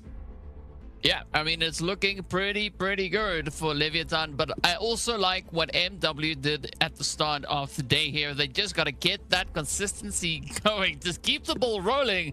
We're already with 6 points, second place. It's looking pretty good. It is going to be right in the points territory for them. But as we know, we still have quite a bit of a day ahead of us. We've concluded only the first round. Next up, as you said before, it is going to be Mandel Brick and Airdrop coming into round number 2 as we head over into Brakkesh to see what these teams are going to be bringing in and who's going to try and fight it out in front of the museum. But in the meantime, of course, what operators are they going to go for, right? Because now we do have Mandel Bricks coming in here. The teams could be tempted to go for the Tempest approach, but it's not advisable just yet, right? You got to hold those off till a little bit later when we get over into Space City. Yeah, it looks like Liquids was the only team to actually double down on an operator. So let's take a quick look at what Americas has been cooking in the Brakkesh scene. It looks like Alluru, Raptor, and Gizmo is a strong 14 attempts there, and they are the top 3 most played. We will most oftentimes see that Raptor get doubled down here in Brakkesh just for the extra intel, but Alluru has been a big difference maker on this map. I think the main reason here, DK, is the zoning capabilities. If he and Gizmo's abilities, they're able to zone off a lot of these positions where the decoding stations are, and of course the Mandel Brick spawn at museum. Speaking of spawns for our players, talk me through this. T1 spawns are the big ticket item going into Brakkesh. Yeah, as we can see, looking at the names on the list there, we are not seeing Fluxo and we are not seeing LEVIATAN on those T1s, right? It is open to the rest of the lobby, and the reason for that is you cannot get a back-to-back T1 spawn, right? We got to keep things interesting. We got to keep them fair. So the team's going to have to hope that they can make the most out of that situation. Yeah. But especially making that mad dash over onto the Mandel Brick, of course the T1 spawn is going to help you so much. Yeah, that's exactly right. Well, folks, we're going to reward you just for being here. I told you to get your typing fingers ready as fast as humanly possible. Get ready. A new code about to pop up on your screen for that SR3M Combat Ready skin. Go get it right now by typing in the code on your screen. Redeem in-game on the official website as fast as humanly possible. Only 25 redemptions. You all know the drill. Get it while it's hot, and if you don't get it while it's hot, it ain't gonna be there. But it's time for Brakkesh, and therefore it's time to see who can get to the Mandel Brick first. Who could potentially start that code immediately at Museum. First, we click over to LEVIATAN, though, who got the Tower of Babel spawn. DK, as per the usual, does LEVIATAN play for a brick, or do they play for loot in Tower of Babel? Yeah, that's a good question, and we'll find out very soon which way they are going to be looking to swing that ball. But for the time being, though, we are looking right into the museum. It is going to be Liquids and MW going at each other. Already Liquids coming in with that beautiful claw, picking up a decent chunk of change. The Reds now starting to roll on in. But this is going to be that pressure, the mad play for the Mandel Brick. And we are just 5 seconds away from Mandel Brick becoming active. And then we're going to be seeing send after send, trying to get their hands on it and get that decoding underway. Let's see who goes for it first. Yeah, I mean, this is actually a pretty big moment. Look at the tier 1 spawns. MW and Liquids both pick up those tier 1 spawns, and therefore MW actually going to be first to the brick and get it nearly uncontested. They just grab the brick and they start running. Liquids, yes, in the area, but not right on top of him. They're striking while the iron's hot, as per the usual. Sometimes fortune favors the bold. Let's see. Are they just going to stick Museum? I think so. Liquids too slow to the party. MW, they need the points. They want to stay out of the bottom two here, DK. Let's kick things off immediately at Museum. Yeah, you can see Megs going for a little bit of a Zeneva approach here, just trying to see if he can have a tactical way to get himself closer with that compound for absolutely menacing look coming through here. But I'm pretty sure the lobby knows that that is exactly what could be heading their way. Speaking about heading their way, you can see the squad here from Nightmare also starting the approach, just working their way through that mantle brickation, but they know now exactly which way to go. And this is, again, positioning, paying off as Eagle just gets absolutely smacked on down. It is, of course, Liquids just locking down the windows. They've got their eyes everywhere they need to be. And there's the first team trying to move up, looking to apply a little bit of that pressure. But we are yet to see the players here from Fluxo, SSG, and, of course, Leviathan also looking to have a say in this mantle break. So, talking about the stakes, they're pretty high. And NW, I hope they are ready for this, because there is going to be a lot of that heat coming in their direction. No, I like that breakdown a lot. I mean, at the end of the day, one thing we know about SSG, they're not going to rely on anybody else. We say that every week with them because that's what they say in the interview every time. Killzall makes it very clear they're playing for the mana brick. Brick is in the decoding station. They're going to be there. Look at where they are, moving into Museum right now. It's still Liquids and MW jockeying back and forth around this decoding station with MW in charge. But SSG are going to join the party quite early. Nightmare on the top side, like you mentioned, could potentially make the play as well, but maybe not quite as aggressive as the way SSG is ingressing at the bottom side of Museum. Quick look at FX. They're actually on the outside of Hotel. They could actually potentially shoot Nightmare in the back here if they find the right angle. Nightmare tries to make a move across Museum. FX could actually play spoiler if they really wanted to. Here's a look at that map feed that we're talking about. Look at where everybody's at. Leviathan is going to go for the brick here, folks. We're going to have a huge bang out in the middle of Museum. This is going to be a party, and I am excited to be a part of it. We'll see who can go for the brick first. Yep, it's all going to be down to who is the bravest soul in the lobby for the time being. Good at play coming through here from the side of FX, as you see Tamiozo now starting to open up a bit of a play. But that, of course, does alert Nightmare to their positioning, so it does change up the rotational pathway ever so slightly, as they're going to be a little bit more cautious. But we are looking at 90 seconds on that decode. This could be NW maybe landing themselves with a glorious opportunity. The only team currently that is going to be looking to contest that decode is SSG, as they are moving up very strategically. They look to have one objective in mind: get their hands on that mantle brick and don't lose sight of it. Meanwhile, Leviathan, though, they're having a whole bunch of different issues out of here as the Allura rockets are just raining down on them. 60 seconds on the clock. A lot of util being burned there. Spacestation Gaming potentially could utilize Allura here. Actually, they're just going to go for the backside steal. This is nice and free for them. This is kind of the classic spot. If you can hit this jump up, you can steal it over the top. MW could look, but Liquids is moving at the exact same time. Could be a nice steal here. Sky's holding the line, trying to put some buffering shots down lane. Meg with Zeneva able to take and soak up some of those bullets, but it does give SSG enough time to get the steal. So SSG have reset, and we're back at 3.5 minutes. Plenty of time now for everybody to join this fight. A lot more chaos. Yep, speaking about which, right on cue, as you can see, NW now trying to make up for a little bit of that lost positioning. And they are going to be trying to poke through every available angle to them here. Trying to keep the defensive angles pretty tight, right? But Nightmare, we've seen them be quite relentless, so they might know exactly how to play their way through this. And of course, we saw exactly that same kind of thing happen to them last weekend, right? When a lot of pressure was applied. Now, MW, looking pretty decent. Nothing to worry about just yet. But DW is going to be soaking up quite a bit of the damage here. Not something you want to do too much of. Love the utility being played at. But again, pressure starting to build as time is going to be running out very, very slowly. Yeah, still plenty of time on the clock, but plenty of chaos as well. You can see off screen, of course, FX very quickly. The lucky wooden sculptures, they've killed the boss. They got those. Congrats to them. That's going to get them some golds, but if they can get enough. But this is the most important part of the map, as always. Everybody fighting for the brick. And at the very least it's not a free brick, DK. I know this is going to be a ton of chaos, and there's going to be a ton of steals, and who knows what can happen. But this is way more entertaining than the free brick. So tip of the cap to all these players that know they desperately need the points. Like you mentioned, MW's in the worst position now by a mile. Fortune's favor the bold comment is one that always can be pulled back if, unfortunately, being bold comes with a ton of risk. That's exactly what's happened when everybody pinches you and you're dead center. The fact that you even have one alive is a miracle. Who knows? Rapids could do something crazy. Who's going to be the first to go for the retake here, though? 90 seconds on the clock. It's been about in the possession of SSG for 2 full minutes now. Nightmare is here.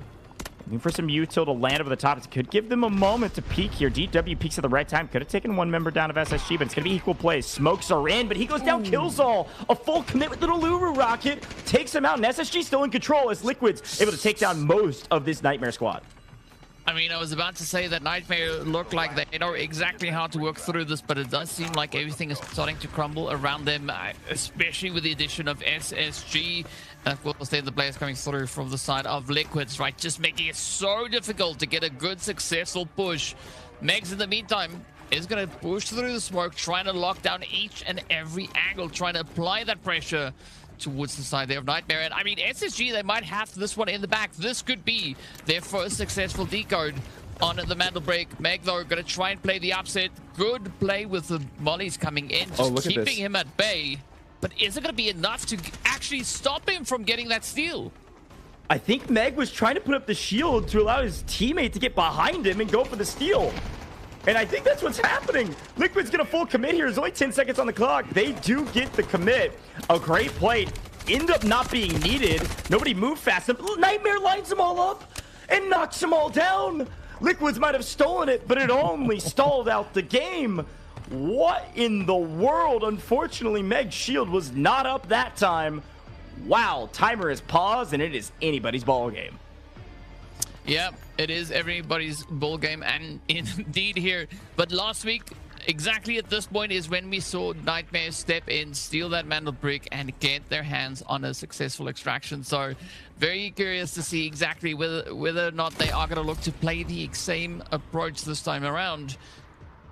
But SSG, though, not going to be backing off of a fight, right? Trying to get a good read on where the surrounding players are situated as kills all the rest of the team starts with their push. Meanwhile, Nightmare, they've fallen back, gotten themselves out of that pressure position, looking to get themselves back on their feet. Meanwhile, things are still looking pretty sweaty when it comes to the Mantle Brick itself. I'm sweating, and I'm not even in the game, man. Leviathan have restarted it, and they're able to throw down some incendiaries that are taking care of Killzall. Still waiting on the Allure rocket to come back into play for him. He'll be able to get some intel with that and hopefully get some damage on a player that's nearby. But timer's been reset to 3 minutes and now down to 2. Quick look at the replay here of DW. I mean, quite literally, they all just stand in a line and get obliterated. Unbelievable. Unfortunate timing. An unfortunate moment, and I think Meg maybe caught the wrong end of some utility as well to just clean things up for Liquids.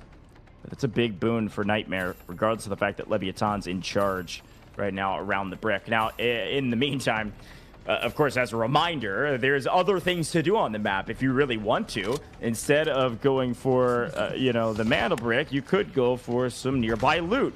And Nightmare's elected to do that. They find a champagne bottle, which is nice. And they actually find their way to the top of the current leaderboard in this map. Albeit a lot more work to be done. So some extra loot. They might come join the party again, but 60 seconds on the clock. Who goes for it next? Widows is actually get a knock on FX. Ooh, a lot of the molly play coming through, just proving how efficient that Uluru operator is with locking things down. But still, a lot of stakes up for grabs here. You can see FX trying frantically to get themselves back onto that full 3-piece. Nightmare now getting ready to join the party as Equal is just trying to find that entry point. Fortunately, there is a bit of an opportunity, but Sonic Paralysis is quite a bit of a stopping force. SSG also going to try their hand at that Mantle Break as they look to get the steal. There's only a few seconds left on the clock, but LEV, this could be their ticket. Not quite sure if it's going to go their way. Oh, nice. SSG managing to get the steal, and Rapid with a beautiful hit, but down he goes. Yeah, that's a great take and a great commit to the fight on MW. Rapids goes down, MW full wiped. SSG, yes, down to a duo, but it looks like Nightmare just wiping the rest of the lobby. Leviathan down to a solo, and Widow's just pre-firing this window saying, please don't jump through, and if you do, you better fall. And it looks like Nightmare's thought better of it as a duo. They have found a crazy amount of kills, but SSG have reset the brick. FX now F Ultima 3. They come in late and say, thank you very much. Let's get our hands back onto the brick. And they're actually in a position to be the team with a full player advantage. And DW's taking out Skies. Even SSG is down to a duo. It's only FX with 3. And down goes everybody from Spacestation Gaming. Nightmare is a duo, and they are obliterating this lobby. That's one way to get the brick. Just kill everybody else.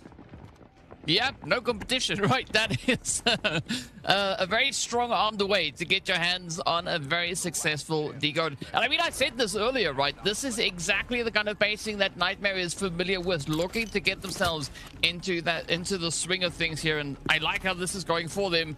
But now what they got to do is still work a bit more. They still have Fluxo to deal with. Oh, literally taking Uemura down right there, evening out the field. And there's only 3 players standing between them and a potential decode. But first things first, though, they need to get their hands on that steal. Yeah, 30 seconds on the clock. FX will inevitably end up with this one if Nightmare doesn't turn their eyes over to the brick. Can they get another one? Are you kidding me? Equal plays, you madman. They have 11 kills on the map. Unfortunately, that was not the player in control of the brick, so equal plays and DW turn their attention to the main objective. FX down to a duo, and Nightmare going to try to commit, but they're a little bit too late, and they get stopped at the line. Equal plays knows it. It's too late. Can they get there in time? No. Nightmare eliminated, and with that, everybody gone besides FX. Sometimes it pays to be late. Holy moly. This duo has just picked up a brick. FX, congratulations, they're at the top of the leaderboard. But Nightmare, my goodness, what a map from them as well. Absolute insanity, and I love how sweaty these players have been making it. I mean, Brakkesh always just filled with surprises all over the place, and teams delivering on that front. But now's the opportunity, of course, for FX to try and see just how much loot they can find and potentially go for that extractors. They just have enough time. They'll get to the position, get the extraction, and make it out successfully. So there's a good opportunity. We've seen how many kills did they have? Or okay, they've only got 2. I'm confusing them here with the sign of equal plays that just went absolutely crazy. But even though, right, 2 kills in for Marino is gonna really bode well for them, right? Trying to stack up on those squad points. Yeah, remember, FX is in not a great position on the leaderboard. They're not one of the 2 teams at the bottom, but they're only in 9th. So they were technically in a position where they could have lost this place. Even just getting this 1 brick and this 1 point could be the difference on them getting relegated and kicked out of Season 1, not making it to the finals, or assuredly at least making it to the survival stages. So this is a big moment for FX for multiple reasons. Yes, a brick is nice. It's a point in our group stage leaderboard, regardless of the final placements. So great job from FX being there at the right time. I know I called them late, but it's more of the analogy than anything. They apparently showed up at the right time because they got the brick. And again, Nightmare got 11 kills, mainly on the back of DW and equal plays, who were just full sending. Here's a quick look at that moment, though. Equal plays, able to win this one. This is ice in the veins to be able to do that with the Illumine Incendiary on the ground. And then after getting that kill, they said, dang it, that's not the team decoding. Let's swing over and try to steal this brick. But Marino, very smart. Nice play. That is a lot of confidence in the face of a lot of danger. Just put your body on the decoding station, slow things down, and say, you're going to have to get through me if you want to get to that brick. Great job from FX. Yeah, I mean, talk about leveraging things in your favor. A really, really strong play. And I mean, also for FX, this is their 2nd Mantle Break in the Rise series. So, you know, big GG for them to come through and clutch it up. The last one we saw was all the way back on the first week, the last day. right? All the way on Sunday. And so for them now to come through on week number 4 and do it again looks absolutely amazing. Just absolutely loving this for them. I hope to see a few more potential breaks from the side of FX here today. No, I totally agree, man. This is a big win for them. It's going to give them a lot of confidence to wrap up the day. They're going to put a crazy amount of loot as well in those safe boxes. And we actually have enough time. Look at this. There's enough time. Look at the extract timer. 90 seconds on the clock versus nearly a, minute 50 is where it was when it was at 90. So they're actually going to be able to get out here as long as they time everything correctly. And that's a ton of loot value. Their profits are well over 8 million now. So that's 4 points on top of the fact that they got the brick. So great job from FX. Yeah. 20 seconds to spare, right? That's the kind of breathing room that you want to have, especially on a map as hot and sweaty as we've just seen there. And even 8.2 mil in the bag, not the worst place to be. It is going to be pretty cool for them. But let's listen in on what Team Focus, on what they have to say. 2-8 também. Tem ult, vamos aproximar ali? Bora. Bora? Daqui não pega? Eu acho que já mais pega. perto, né? Puta. Zero. GG.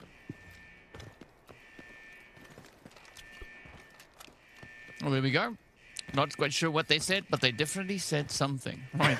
Unfortunately, I am not too well versed and I can't really exactly translate. But hey, with a few seconds left on the clock, this is going to be exactly the kind of statement that FX want to make coming into the final week of group stage, right? Finish strong, get that mantle brick, and walk away with a bucket load of profit as well. Oh, totally agree, man. I think the comms were basically, let's just make sure we extract. Let's not miss anything here. Let's get all of our checklists done. So great job from FX. You can see the excitement on their face. Comms still flying, though. They still have a lot to prepare for going into the next couple rounds. But there it is. There's the laugh. There's the smile. A big move for FX, who's near the bottom of the leaderboard, to be able to grab that brick, take the first place position, and we're ready to rock and roll. So FX, congratulations. But again, LEVIATAN had a great chance there up in the top side of Mansion. They picked up several kills. They were protecting quite well.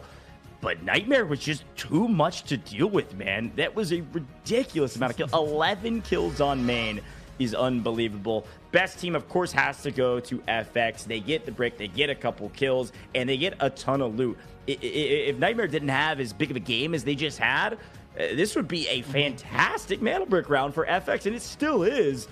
But Nightmare make those points look a little weak. Yeah, I mean, but all respect going over to the side there of Fluxo, they did a phenomenal job managing to secure the Mantle Brick and extract on top of all of that, right? So a really strong run, but it's tough to beat 11 kills coming through from the side of Nightmare. Absolute just they bulldozed their way through this lobby. Nobody else even close with regards to those kills, and it is just a Nightmare dominating position coming into our top killers, right? You can see Equal and DW just carrying such large responsibilities on their shoulders, right? 10 kills between the two of them.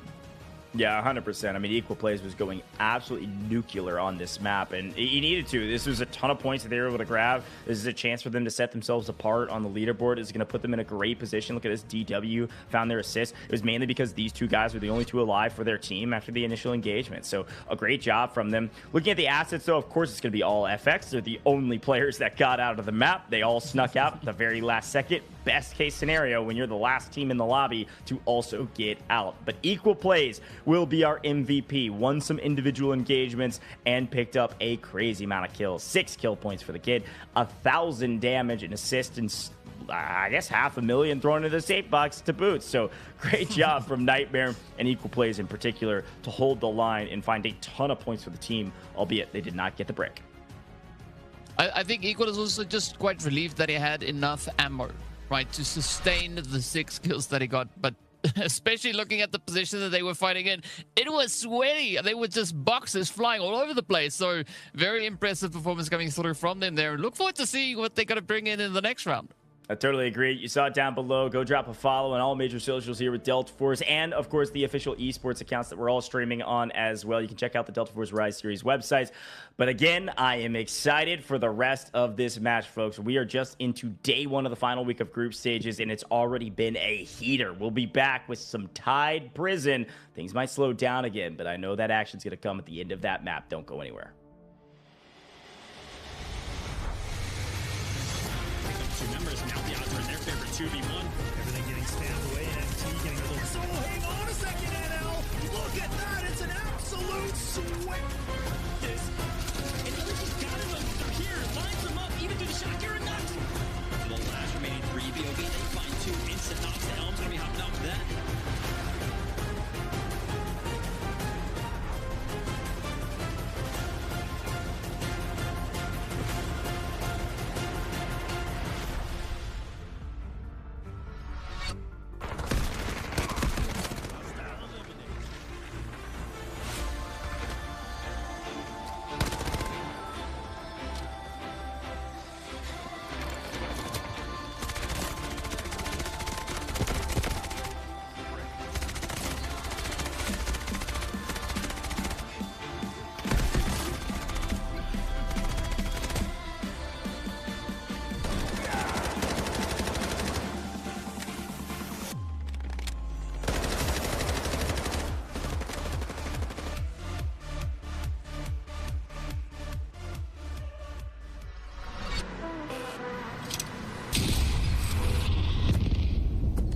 Got the mantle brick. Find it. Stop them. Mantle bricks decoded. Nice work, operator. The time to strike is now. Do not let me down, operator. Decoding has begun. Defend the area.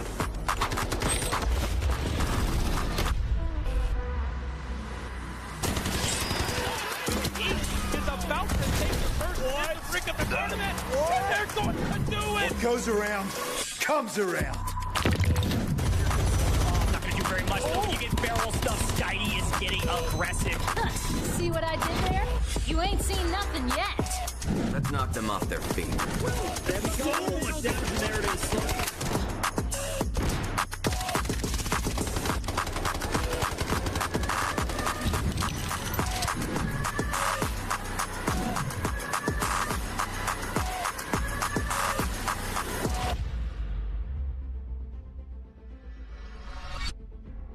Welcome back. Delta Force Rise Series is our last week of group stages, but it's only day one of that last week, and we got a chance to see FX pick up our first brick in day one of week 4.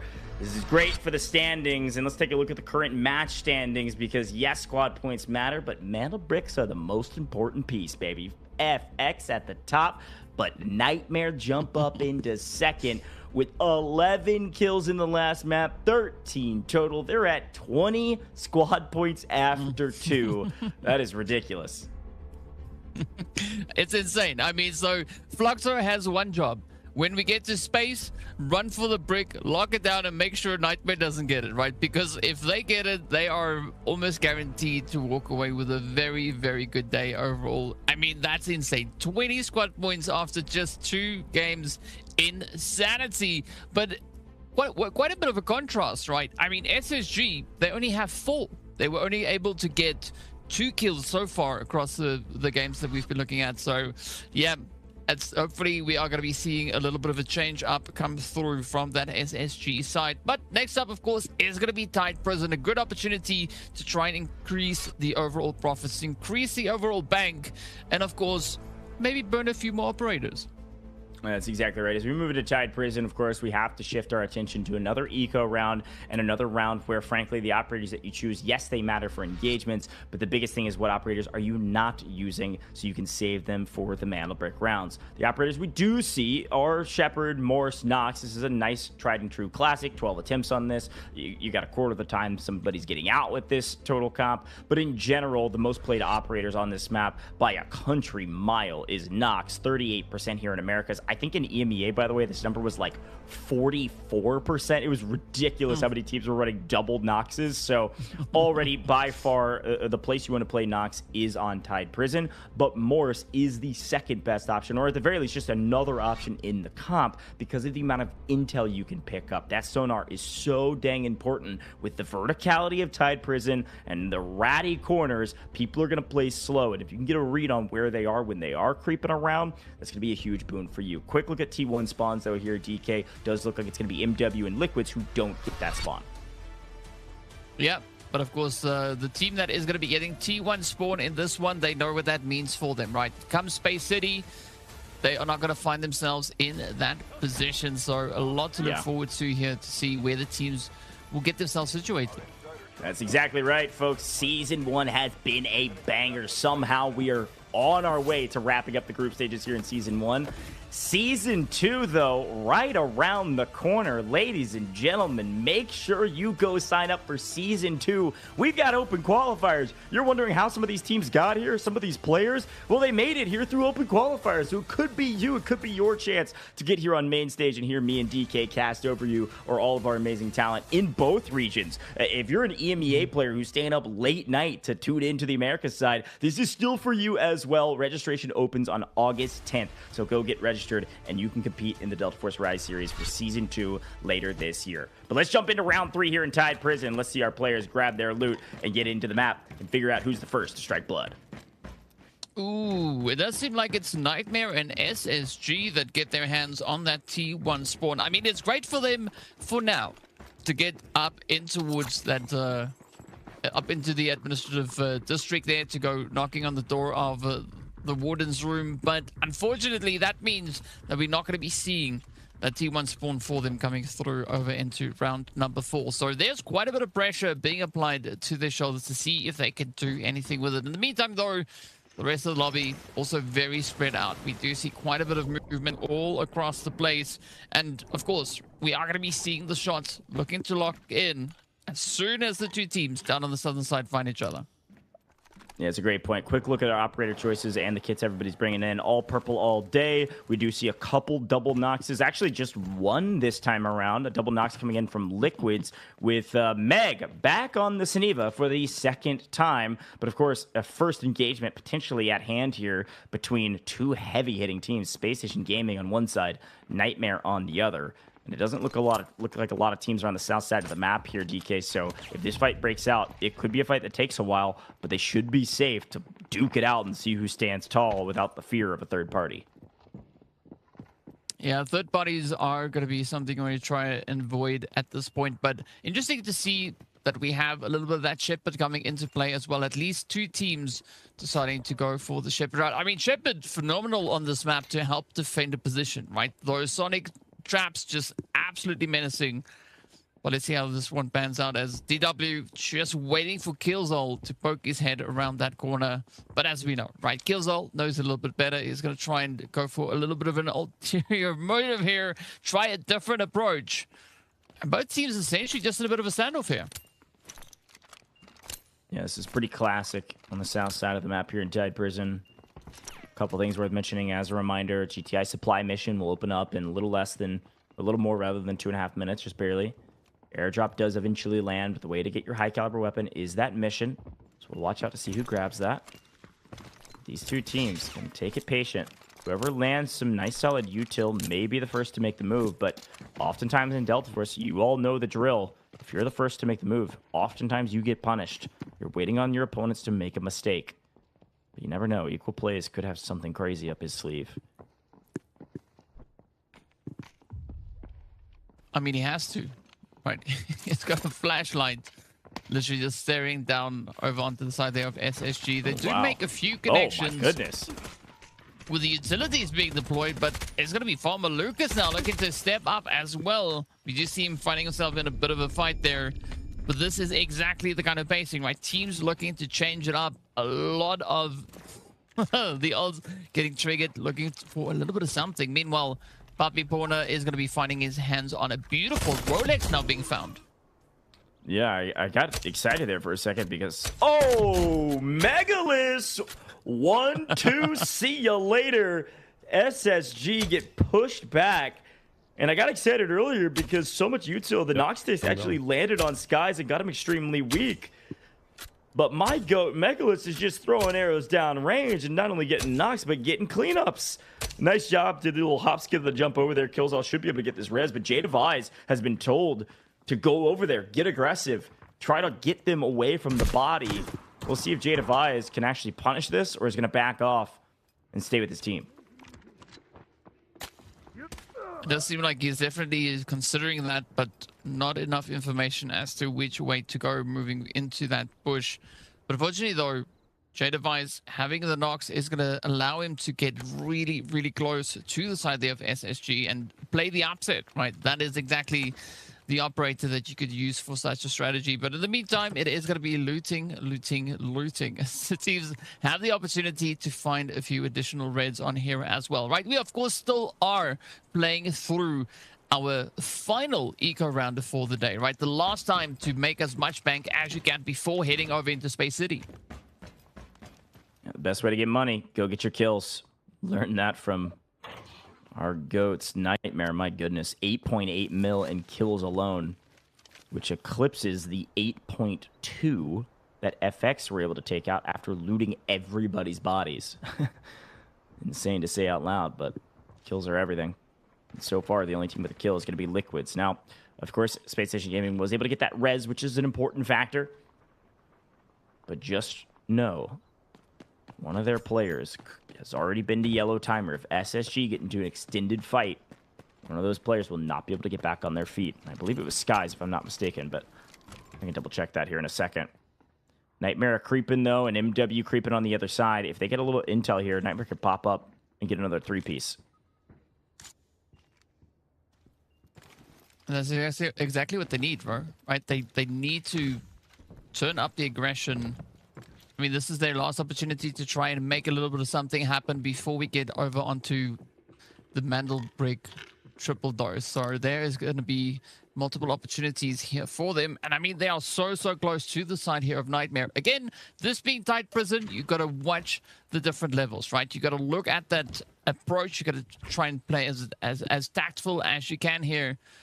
But for now, it is just going to be a little bit of that loot sesh coming through here for Pildora, trying to get as much as he can. Can he find something useful? Can he find something great? Ooh, getting close. Decent ground, though, and the mantle. Easy pickup. Yeah, not too shabby. End of the day, though, if you're not pulling reds, you got a little bit of something there. 187k. If you're not pulling reds, and you're not pulling, like, key cards or something, it's nice to add a little extra cash for sure to build out your loadout, but in general, not worth a ton. You got to get up to 2 million in stash value. Every 2 million is a supply point. And yes, that can go down. And as per the usual, Tide Prison is nice and slow. So yes, it may sound like we're casting a documentary, but in the meantime, look at Leviathan. They've been able to pick up the GTI supply mission. And I see 50 cal rounds. That's an M82 entering the map. Leviathan with a nice little advantage. These teams know that mission is gone. They don't know who completed it. So Leviathan could surprise some folks. If SSG peeked this corner for just a hair too long. One shot, one kill, see you later and sit down. Let's see if they get any value out of it, DK, or again, as per the usual, do they decide to just leave with it?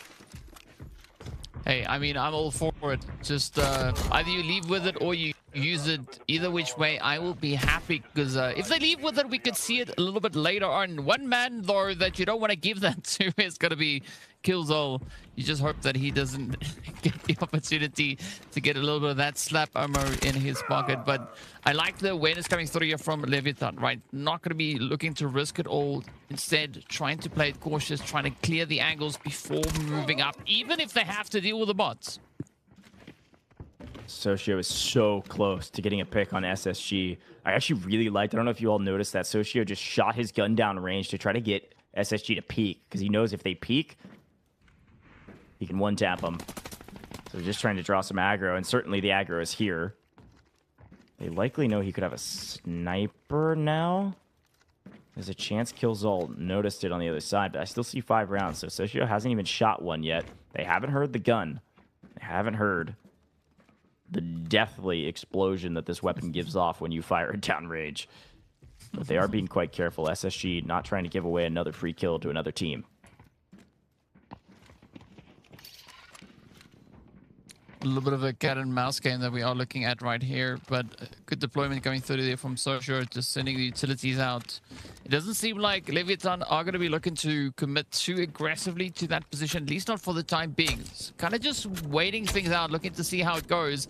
But who's not waiting is going to be Meg. Right, Meg absolutely relentless with that compound bow, trying to be an absolute pain to FX all the way across the map. But unfortunately, scopes, they just work so well. So we did see the quick hit going right over in the direction of Megs. So yeah, the heat is on, the pressure is up. Gotta dance around that block and try and stay alive as best you can. Uemura actually picked up one arrow, maybe to the arm there, but that's about it. And Megalith did a good job, able to find the airdrop. Was nice. They got a fossil, cool. It only brings up their total assets in pocket for Megalith alone to 500,000. And that's a quarter of the way to a point. And unfortunately, we don't deal in quarter points. You got to go all the way to 2 to get anything. With that, though, we'll swing around and see where everybody else is at. SSG playing around the boss. You can see Raven down below, strolling through the prison. But it's still all calm. 8 minutes on the clock. We have seen 10 minutes go by, and the only damage that has exchanged hands is an errant arrow. That's the way she goes, yeah, DK. Sometimes that's all we get, right? So, I mean, we did see Meg, of course, also coming through with a few of those immaculate hits. Oh no! With the compound bow. But you got to watch out for those pushes up from behind, as that is exactly what Leviathan is going to be looking to do now. They do spot out the opportunities. They did get that first initial drop. The opening play is there, but can they follow through and close it up? 2 fights happening at the same time. We saw the M82 come into fruition. FX is going to add insult to injury on Liquids, who's in a blender. But in the meantime, MW and Nightmare have kicked things off, and Nightmare have the advantage. 1 down in a 3v2. As per the usual, again, I say the same things every time, but all the fights happen at the same time in Tide Prison. A 3v2, it feels like Nightmare are just going to full send this, but nice util over the top. MW able to strike 1 down because look who's here. Look at this, equal plays, finds the right angles. FX is getting kills left, right, and center, and it looks like the Shark is getting a kill on FX. All hell's breaking loose, DK, and SSG's taking down MW. What is happening? MW, the first team to fall. Yeah, sometimes you have to feed the pets, right? So GG to the Shark. Oh, that's crazy. But in the meantime, though, it is going to be Killzone looking to get aggressive as he pushes up onto Nightmare. You can see equal primed and ready to go. A little bit of the standoff yet again. Both sides having their Noxes at hand, but only one team can successfully push on through here. Again, that Shepherd ult is just so strong, making things a little bit better here for the side now of Nightmare to just get back on their feet, get their players back into the fight. And the pressure is on yet again. 6 minutes though is going to be what we have left on the clock. And so far, we are going to be looking to see who will go for that far south extraction, right? Who is going to look to get themselves out of here? Because already Marino right there on it, right? He's primed and ready to go. Meanwhile, SSG though, and Nightmare still very active in this engagement. Oh, easy finds the angle, though. Down goes equal plays. Nightmare in a blender, and Lucas knows it. He's got to get out of here. He can't stay for equal plays. You think Lucas can win a 1v3 against these guys? It's possible, but it would be very difficult. If he's ever going to win it, he's got to isolate some ones. To do that, he's got to break some camera angles, so he is off to the races to get the heck out of here until he can maybe jump them by surprise, or at the very least, just try to stay alive. In the meantime, this is what I was about to call out Socio Legend. He's at least thrown 3 bullets down range, and 3 bullets have connected. We'll double check to see if he's missed one, because in that big fight that was happening a moment ago, he did get another knock on FX, who did end up getting their res, and then Socio re-knocks them yet again. Marino in the water, Leviathan hunting the water, trying to live up to their icon's namesake and be a Leviathan in the water, hunting down their opponents. Uemura on the, I was going to say run, but I guess the swim away from Socio Legend, who is a cold-blooded killer right now. A couple knocks, but Tomioso, a nice hold across the way. Can Widows come in and help out? No, it's going to be Eclipse that does so. Leviathan still hunting. Socio Legend will likely go to yellow timer, but they should still... Tomioso! He's going huge! Another goes down. Eclipse going to have to be a hero? Swimming? What a play from FX.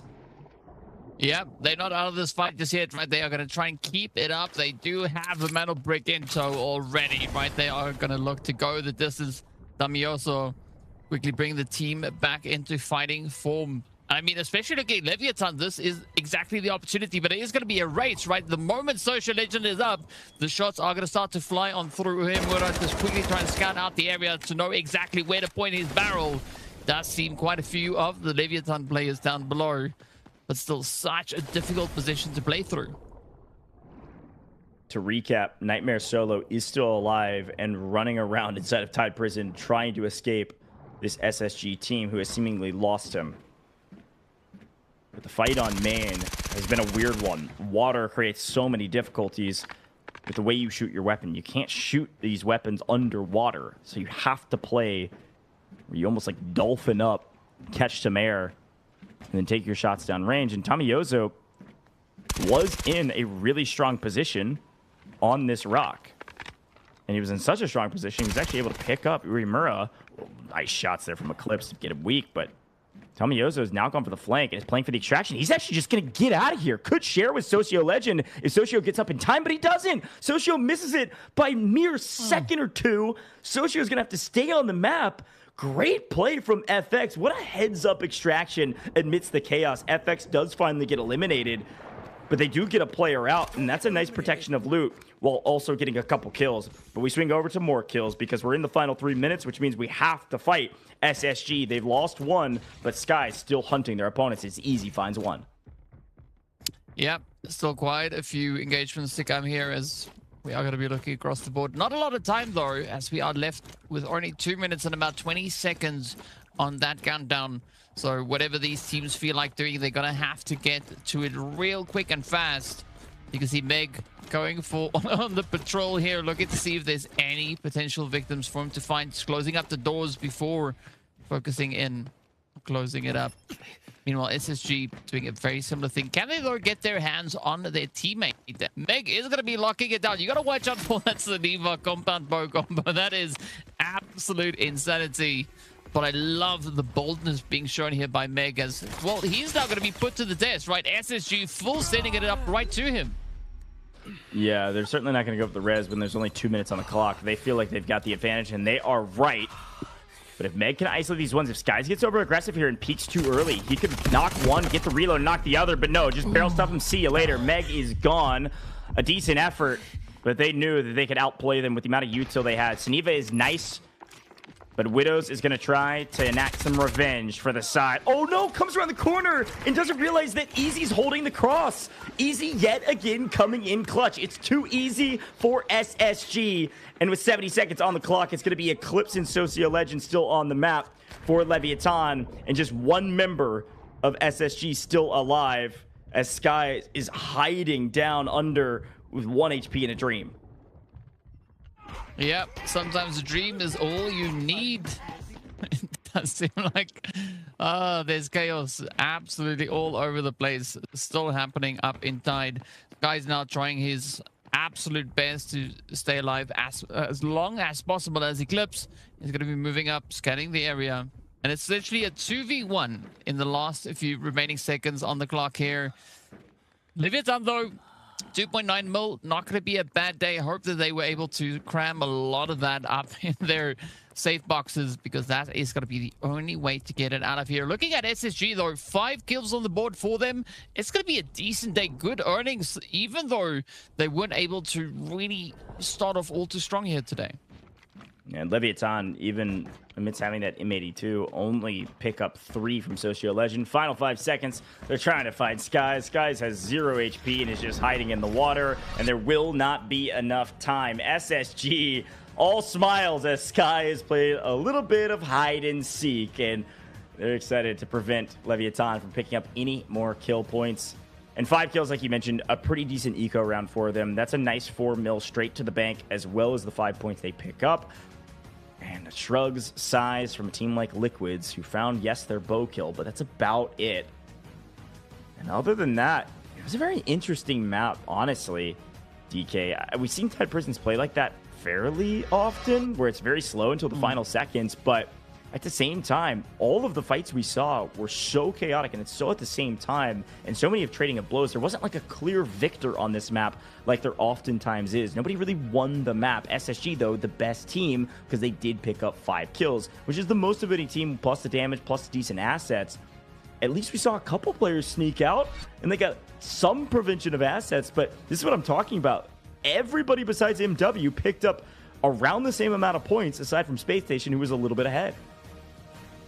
Yeah, I mean, but sometimes being a little bit ahead is just exactly what you need to get, right? We did see 2 of those extractions happening as well. So, yep, pretty tight plays across the board. But that is going to be the end of our eco rounds. Right now is where the sweatiness is about to come on through. But before we get there, we are taking a look at our top killers here. Too Easy and Socio picking up 3 eliminations apiece. And, of course, the damage continues to stack on up. Meg, rather, being an absolute menace when it comes to that compound bow, walking away with nearly 700 damage and quite a few successful hits. Yeah, it's great stats here across the board. Assists coming through for Skies and Too Easy and Killzall. They're all assisting each other in the team fights that they had. But it was Leviathan Socio Legend that was able to pick up a little over 500,000 in total assets. Rapids with the same, and Eclipse with about the same as well. It's actually going to go to this Leviathan Socio Legend as the MVP of the round individually, just because you got 3 kills, solid damage, and got some assets. So great job from Socio Legend to kind of be everywhere at once. But at the end of the day, unfortunately for Leviathan, is that they weren't able to get out with the M82, and therefore it will stay on Tide Prison. DK, yet again, another high-caliber weapon missing out on a Mandelbrick round. Be very interested to see what happens in the future Space City rounds without an or an M82 potentially rearing its ugly head and unfortunately knocking some people down very, very quickly. So some fun combos, but we do have to head to a very short break. When we come back, it's Space City time until we're done or until we get to Game 7, folks. You're not going to want to miss it.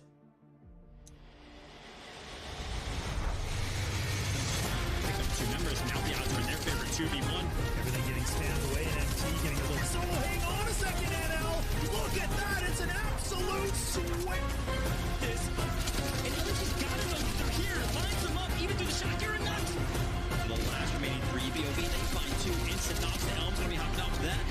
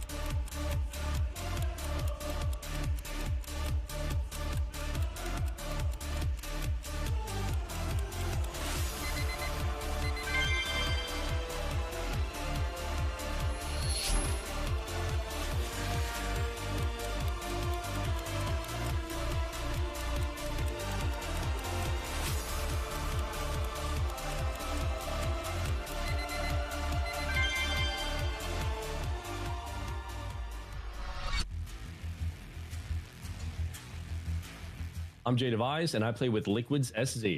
I originally found Delta Force through the Black Hawk Down campaign, and it was the first time I had ever used mouse and keyboard, so making the transition from controller over, it felt good and fun, and I ended up diving into operations, and I just fell in love with it.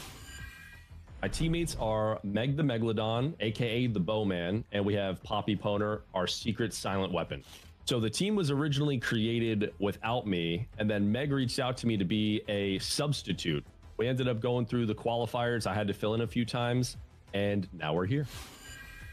So we've all been friends for a while, but this is actually our first time ever competing together. So the evolving has yet to begun. But what sets us apart is, first of all, the bow. Meg is very well known now as being the bowman, using the combat bow. And also, our friend chemistry going in allows us to just smoothly transition between different fights and different situations in a very cohesive way. I'm most proud of our coordination and our ability to adapt as a team. What gets my heart pumping the most is waiting for that final minute of the Mandel brick to decode. But we don't want to share any of our secrets too early, but all you need to know is remember the bow. As a brand new team, we're not worried about the finish. We're just looking to conquer each day one by one at a time and to push ourselves as far as we can go.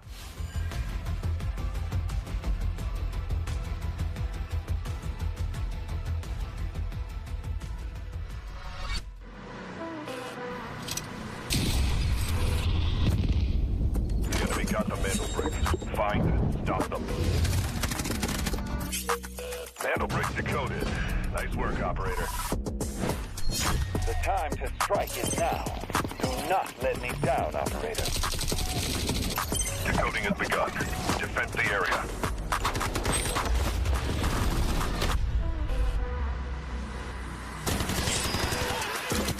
Is about to take the first hit to bring up the tournament. And they're going to do it. What goes around comes around. Not gonna do very much. You get barrel stuff. Skydie is getting aggressive. See what I did there? You ain't seen nothing yet. Let's knock them off their feet. There we go. Much damage, and there it is.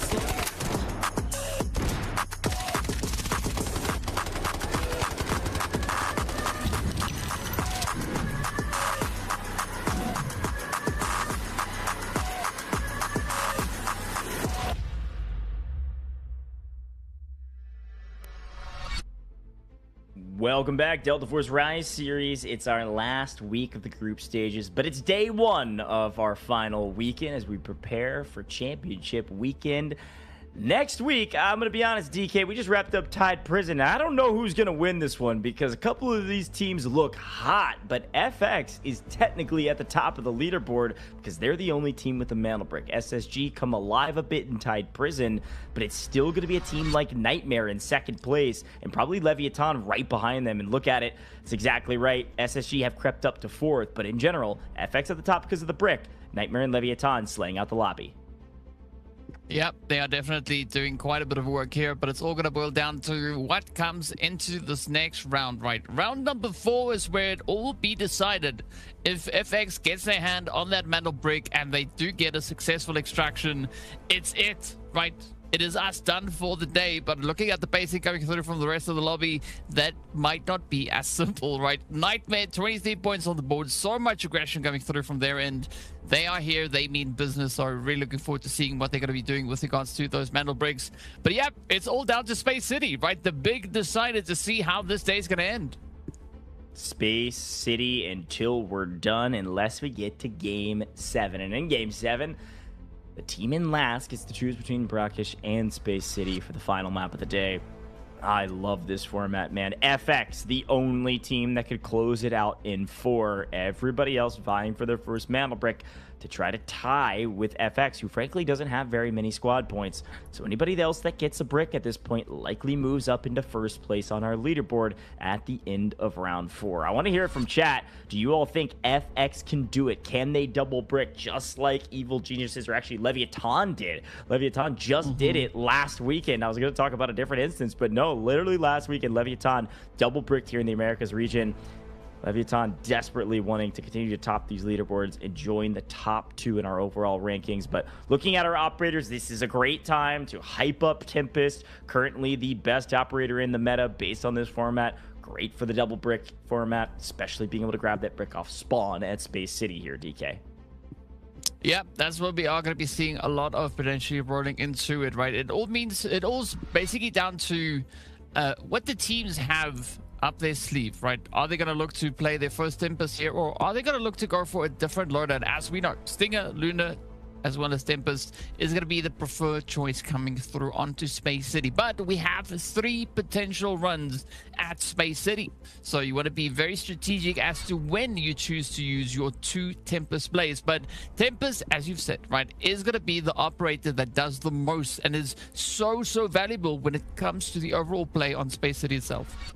Yeah, and Luna, Toxic, the next 2 favorable operators. Luna is fantastic for the recon arrow, of course. Getting a ton of info through smokes in particular on Mantle Break rounds is invaluable. But you look at the spawns. Again, we talk about the spawns and the spawns you want and you don't want. Tier 1 spawns are the most important. Leviathan and SSG. That's the one time maybe you don't want a Tier 1 spawn, which was on Tide Prison, because it means they cannot have a Tier 1 spawn going into Space City. Those are the only 2 teams. Everybody else could be anywhere. That's our only rule when it comes to spawns.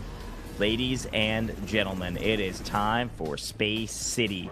Day 1 of week 4 here in the groups. You're tuned in at the exact right time because, as per the usual, going into map 4 in our first Space City map, it's time to reward you, the viewer, for being here. Thanks for being here. We got another code for you. Type it in as fast as you can. 1,000 Delta tickets. It's only 15 redemptions. Ladies and gentlemen, if you're hearing my voice, you may be too late already.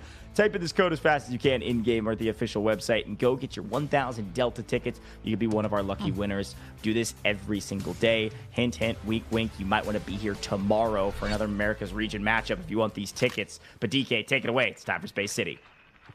Yes, sir. It is going to be go, go, go. We're already looking at where the teams find themselves. We do see Leviathan coming through with that glorious T1 spawn. The same, of course, going over to the side of MW. So both teams beautifully set up. But for Leviathan, there's a little bit of pressure coming in behind you. As you can see, FX trying to pick them up. Pretty good trades going over on towards Widows, but not enough to stop that push through coming from the Leviathan side, right? So all they got to do is batch up and keep on pushing, as SSG is also making a very aggressive send up into that central position. Yeah, and again, we always talk about Westgate being the problem, but take a look over at Employee Passage 2. Another issue. Liquid's actually got a knock on one member of MW. They come flying in. Luckily, MW was actually able to pick up a res, but in the meantime, another knock on main. It looks like SSG just lost a player, so they all try to play around and position around this Mantle Brick spawn. Quick look at the gear, though, and operators. Very important point. You can see that across the board, we've got Tempest, aside from Nightmare and SSG, both not running a Tempest in this first Mantle Brick round. They are definitely thinking we are going longer than 4, so we'll see if that game will pays off for them, DK. Yeah, these teams, they've played enough of Tide to have a pretty good read on what this lobby could be bringing on through. Of course, looking at where the teams are currently situated, Leviathan, definitely a strong position if the teams are going to be opting to decode over in the alley here. But for now, it is a bit of a standoff. Nobody having their hands on that Mantle Break just yet. But, of course, we've seen teams going in a whole variety of directions when it comes to getting that decoding situated. So it's all now a bit of a waiting game as SSG and Leviathan find themselves in a standoff. Meanwhile, the push is going to come through from the side of Meg. Again, looking to capitalize. Oh, what a beautiful hit, but Lucas so close to finding himself in a world of trouble here. Yeah, it took a bit of damage from some of the NPCs as well, so it's clearing those out while preparing for this new potential rotation or this very slow play. Nightmare is in a position on bridge, which is favorable for many reasons. The main one is that you're overlooking decoding stations. And I'll come back to that here in a moment because I think SSG is putting down a ton of damage on Leviathan. I thought they may full send this. They don't have Tempest. Remember, it's SSG that doesn't have the Tempest. You can see it on the left, and Nightmare. So both of these two teams should be playing a bit slower, preparing for the decoding station wherever it ends up being. And then going to try to zone off from that. Both teams are running a Luru, so incendiaries are going to be extremely valuable. But as a zoning mechanism, it's a way that they can play around the decoding station rather than playing hyper-aggressive with the Tempest. Yeah, and that is definitely a strategy or a tactic these teams can look to capitalize on, right? I mean, playing aggressive with Tempest makes a whole lot of sense. That's essentially what Tempest does exceptionally well. But the teams always find a way to kind of change and do things that we are not expecting to see come through from them. Speaking of which, though, MW, we're expecting them to try and secure a lot of points in this round. Maybe even a Mantle Break. I mean, they desperately need to. They're down at the bottom of the leaderboard right now. I'm gonna look for some extra loot. And in the meantime, another interesting thing I saw from our loadouts, we were kind of quickly blazing through, but FX is full sending here. Yes, of course, FX is running Tempest. Oftentimes, you see the team that actually got the brick in the first round in Brakkesh will not run Tempest on this round, so they assuredly will have it for rounds 5 and 6. Reminder, round 7, everything resets. FX is trying to put all their eggs in one basket and go for the win. Not only are they running Tempest, they're also running all golds. One of the only teams, if not the only team, to run full gold everything going into this round. It doesn't look like they're going to get very aggressive, though. They're playing Harborside. They're playing into the water and trying to figure out up and around that water side if they're just going to chill and wait for somebody to make the first move, as Nightmare is as well. Nightmare have a strong position on the bridge. They're protecting the decoding station. They're waiting for somebody to make the first move. And for now, it's the classic cat and mouse game, but it's with the entire lobby.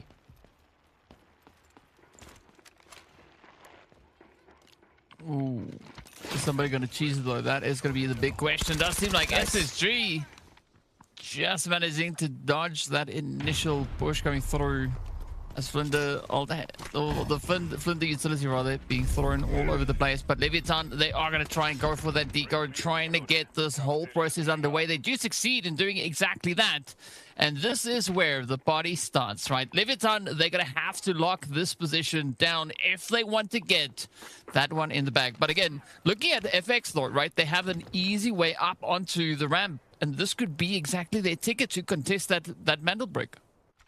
Yeah, we saw it in that X-ray of Socio Legend doing a great job of utilizing that emergency evasion device, that's Tempest's ult, to sneak underneath, grab the brick, and bring it back to safety. This is the classic play that works really well. If you have control of this decoding station, it's the perfect play if you can sneak in and nobody shoots you to just bring the brick right back using that ult. It's very simple. It's classic. We've seen it 1,000 times at this point, and Leviathan able to execute that game plan. Everybody's still playing extremely patient, letting this brick slowly tick away. SSG by far the closest. MW starting to make a move. And it looks like Liquids is finally rotating. They've actually gone north. They're going to go through Central Command and across bridge potentially to come play for the brick. And Nightmare and FX are content to just hold.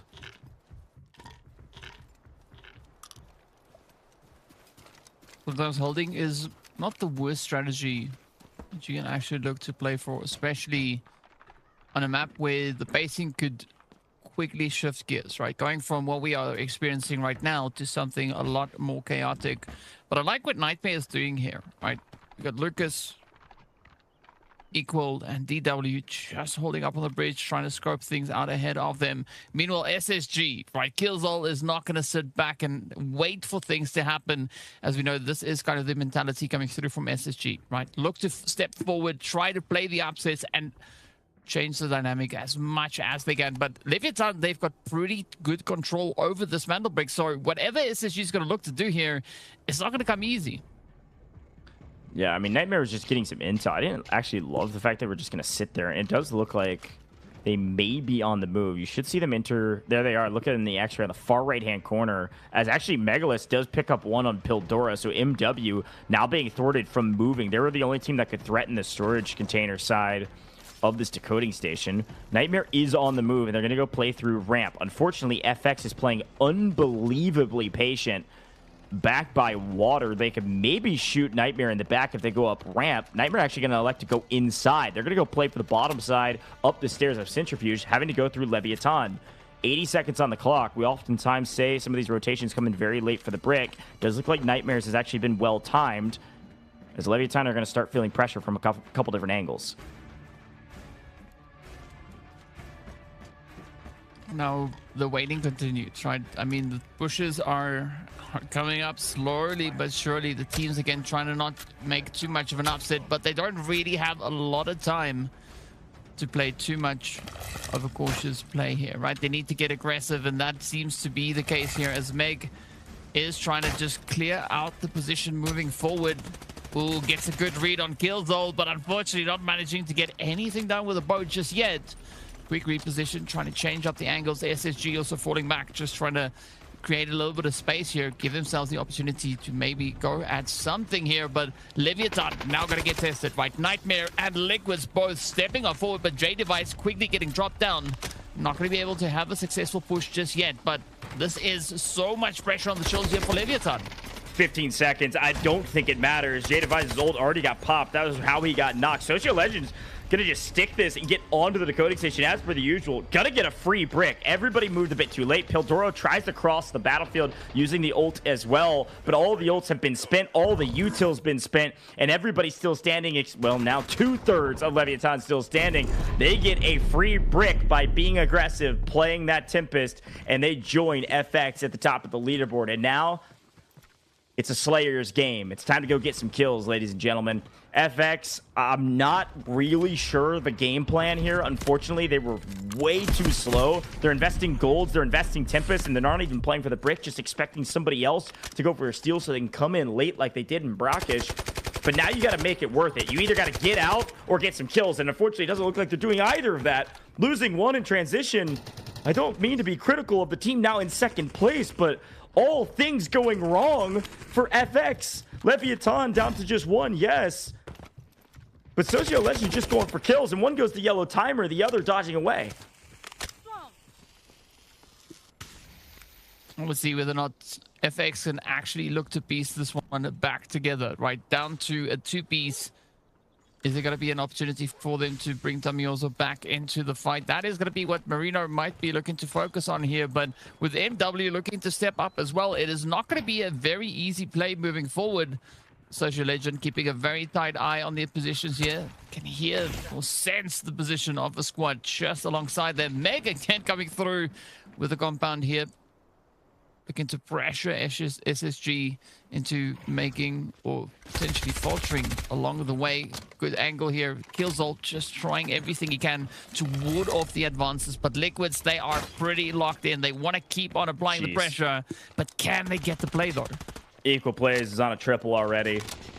Nightmare is doing an unbelievable job of finding kill after kill after kill. MW fully eliminated finally as FX is getting some value with their golds right now. Yes, a duo, but they found a couple kills to boot off screen. As Marino catches quite a bit of util.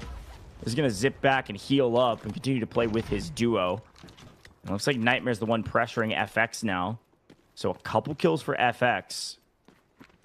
Equal plays on 3. That's the only kills there for Nightmare. LEVIATAN does finally get full wipe, like we mentioned. 2 teams fully out, but LEVIATAN did what they needed to do. They have the brick, and then, of course, they have the score over FX as of current. Easy's able to pick up Meg. DW's able to pick up Oimura. So FX on a solo. Liquid's a duo.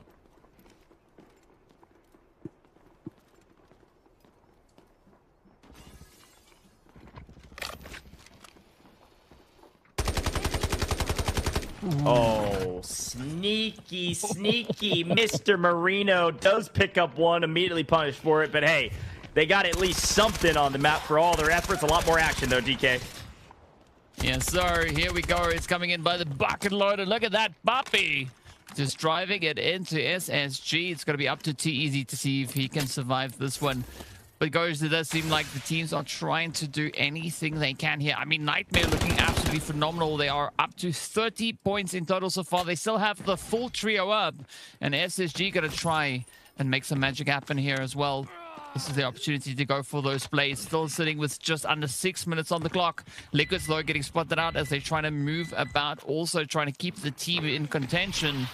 But up comes SSG. It's going to be go, go, go. Bumpy now having some pretty sweaty positions to try and worry about. But look at the angles. Too easy. Getting absolutely lasered down. Quickly falling behind the cover. And down goes the side of Killzone. Now, it's all relying on the sole survivor coming through for SSG to keep them in this fight. But Nightmare DW is going to be rushing forward onto the position here. Poppy making so much noise.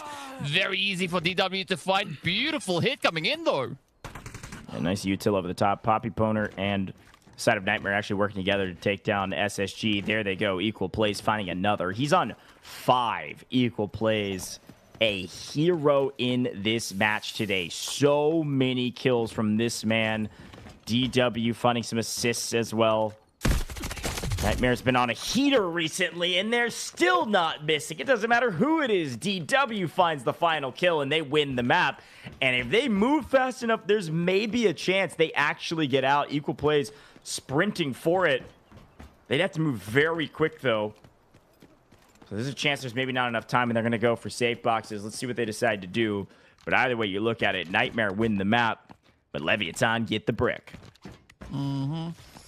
Yeah, an interesting share across the board coming through from them. And again, interestingly enough, though, the team landing their hands on that mantle brick, not walking away with a big amount of profits, right? So a very interesting decision being made there. But Nightmare, though, they are going to try and get that extraction, right? And they just barely managed to do so with 5 seconds to spare on the clock. This is going to be close, but looking at the amount of time that they have now, this is their opportunity to fill up their inventory as much as they can here.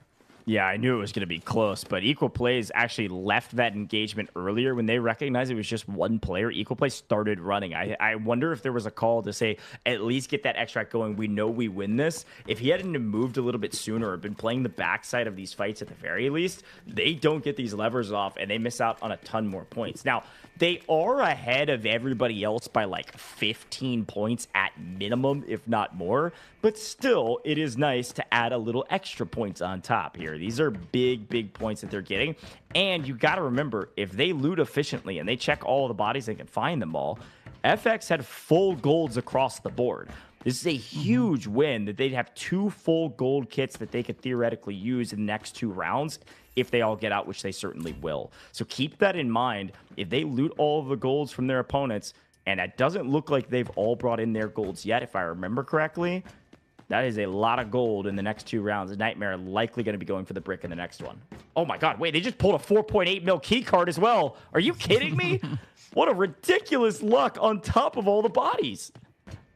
Yeah, I mean, they are just capitalizing, right? Currently sitting on 11 million. Make it 12. They're going to hit 12 just about now as soon as they go about it. Yep, there we have it, 12.6 million. So a really good loot session coming through for the side here of Nightmare. You can see the overall score all the way up to 37.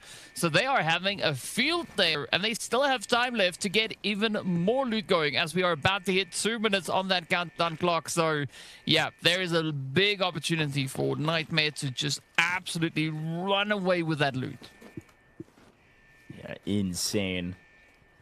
What luck after a nice win. There's some idiom about luck being a mix of timing and skill or something like that. I can't remember it at the time, but that's what it feels like right now. They had to put themselves into the position to get this luck, right? They had to utilize their skill to be here in the final moments of this game to be able to pull that. They pull a CEO's key card. Golly. 4.8 mil on top of the bodies that they looted, and they pulled the lever with 5 seconds remaining. If only they would have gotten the brick, I would be singing their songs for ages to come, DK. Good grief. Yeah. Right, that one would go into the history books of that miraculous day when the plays happened. But yeah, I think this is a very well-deserved turnout coming through for the side here of Nightmare. All we're going to see now is we just need a break to come their way as well. But quick look back at how they got to where they are. Nightmare just going absolutely to town, just raking up points all over the place. But I like what Liquids were trying to do here as well, right? Kind of just sticking it to the side of SSG, being an absolute menace and causing so much. Yeah, it's a great job from Poppy to at least find some, even though they get cut down. A nice angle. It worked out as well that Nightmare pushed at the exact same time. Again, once those shots were fired, Nightmare, of course, were answering them. A little bit of a call and response from the lads. A lot of points on the board, loot included, but kills leading the charge for their overall leaderboard.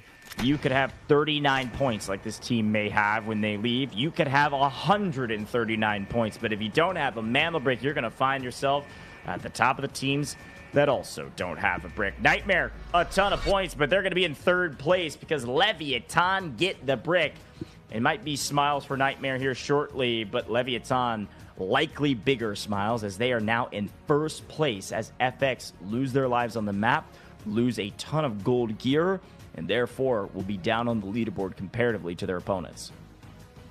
Yeah, and they can't really afford to have too many of those instances happening for them here, as we know there is a good opportunity for somebody to close it up in that next round. And I mean, especially losing your golds, burning them this early on is going to make things a little bit more difficult to try and recover in the coming few rounds. So let's see how this one is going to pan out. But in the meantime, our best team of this round, round number 4, our very first space city of the day, is going to be none other than LEVIATAN. As you can see, Social as well as Widows and Eclipse carrying the team up here. 1 kill going their way, 743 damage. But they did the important part, right? Ooh. They got the mantle brick in the bag. But Nightmare, though, 7 kills as well. Yes, 7 kills. They also got 16 million out of that map. Folks, that's the first time in a while that I can say the supply points are greater than the kill points from that one, if you don't calculate the technicality that comes with the kills. 16 mil, that's 8.7 kills. That's 7 points, at least 15 points from that map alone from Nightmare, plus a little extra with that 800k bonus per kill. Good grief, equal plays. Finding 5 in that one is ridiculous. Remember, every kill for these players is also $50 real to their name. That's a $250 map for Mr. Equal Plays. My goodness. Great job, great damage. Equal Plays goes big. Takes some great engagements. Remember, Nightmare came in very late coming from Bridge. They expected somebody to go play for the brick, and they wanted to have a power position, and unfortunately couldn't get to the brick in time, but definitely had a power position in the fights. J-Device does pick up a couple assists for this Liquid's team. Kills all there as well. The top asset earners will, of course, be all Nightmare all day. Lucas being given the key card there at the end does push him well above the others, though. 9 mil just from him alone.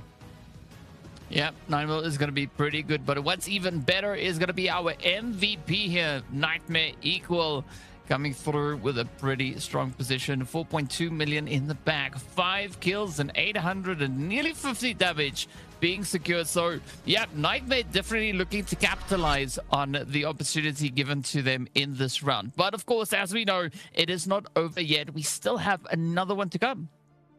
We've got maybe a couple more. Who knows what could happen, folks? And if you're loving this action, or maybe you're thinking you could do a bit better, it's your time to prove it. Season 2 right around the corner. We're still wrapping up Season 1, but Season 2's open registration for open qualifiers opens on August 10th. You can see it right down below. You can also follow at @DeltaForce_game on socials to make sure you stay up to date with all pertinent information on that. You can also go check out the eSports tab on the official website, panels down below. You all know how to get all that info. Go check it out. Open registration August 10th. Get your team ready, or maybe get yourself ready to sub in for some of these teams that maybe don't make it to Season 2. Who knows what could happen? Just be ready. We're going to take a short break here in the booth. When we come back, you better be ready for another Space City map. It could be our last.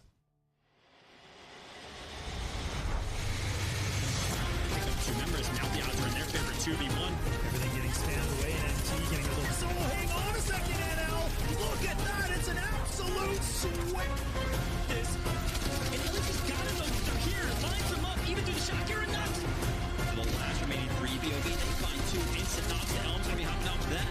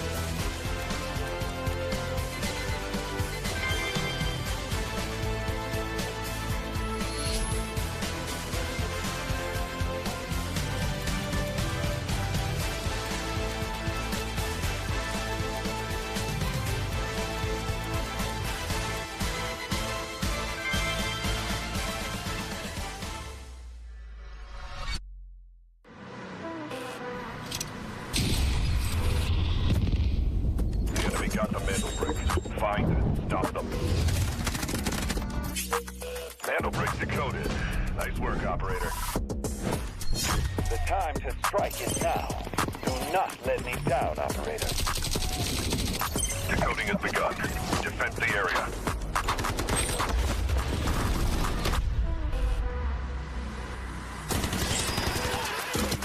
Is about to take the first hit to bring up the tournament. And they're going to do it. What goes around, comes around. Not gonna do very much though. You get barrel stuff. Skydie is getting aggressive. See what I did there? You ain't seen nothing yet. Let's knock them off their feet. There we go. Down, and there it is.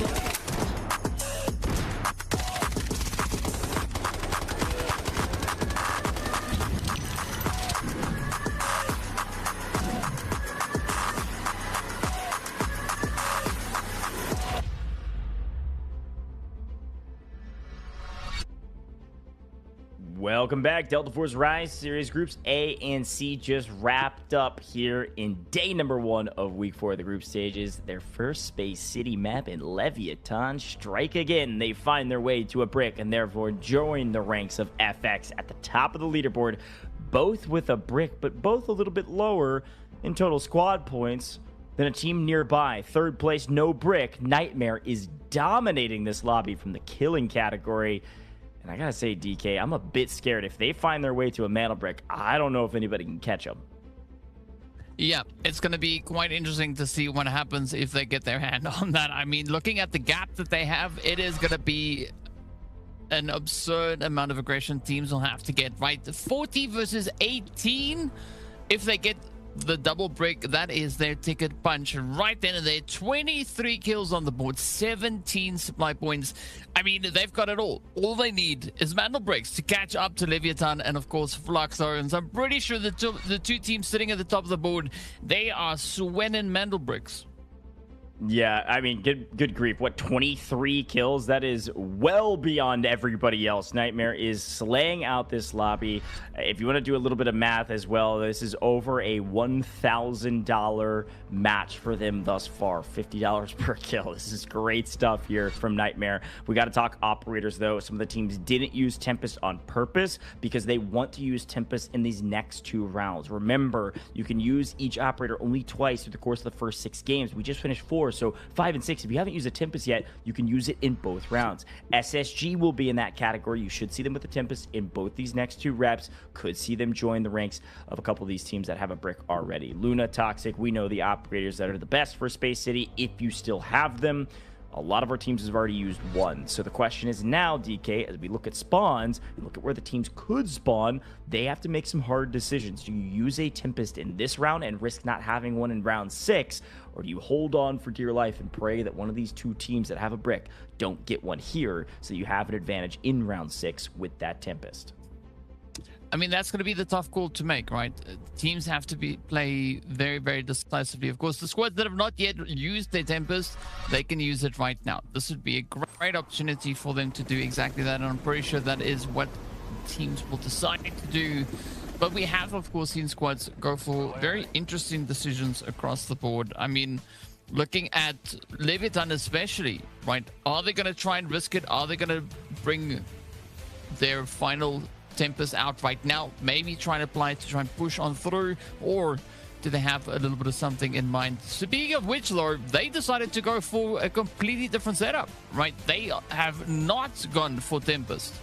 Yeah, I mean, take a look also at SSG, full golds. You see Nightmare, mostly full golds with what they were able to find on the map. This is great for them, so keep that in mind. Those 2 teams are going to have a nice little advantage moving into this. But yes, you're right. There is a team, Leviathan, holding on to their Tempest for round 6. They're the only team doing so, but already a ton of blood exchanging hands, and it's all on the back of Liquids, who can't catch a dang break. Coming across Employee Passage, they get shot by 2 different teams, and 2 players go down. Can they stay alive? Oh, no. The heat is on, the pressure is there, and as we can see, it is going to be full go as everybody now looks to get themselves situated up into a center zone. Nightmare, though, having pretty easy access, right? Pretty much uncontested, not going to be too much pressure once they've gotten through that western gate.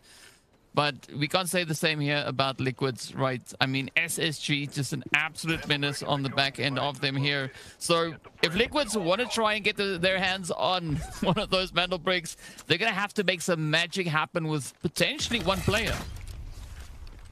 Yeah, Liquids is in a deep blender, and this is the right play from SSG. They have to strike and go for a play that is free points for them.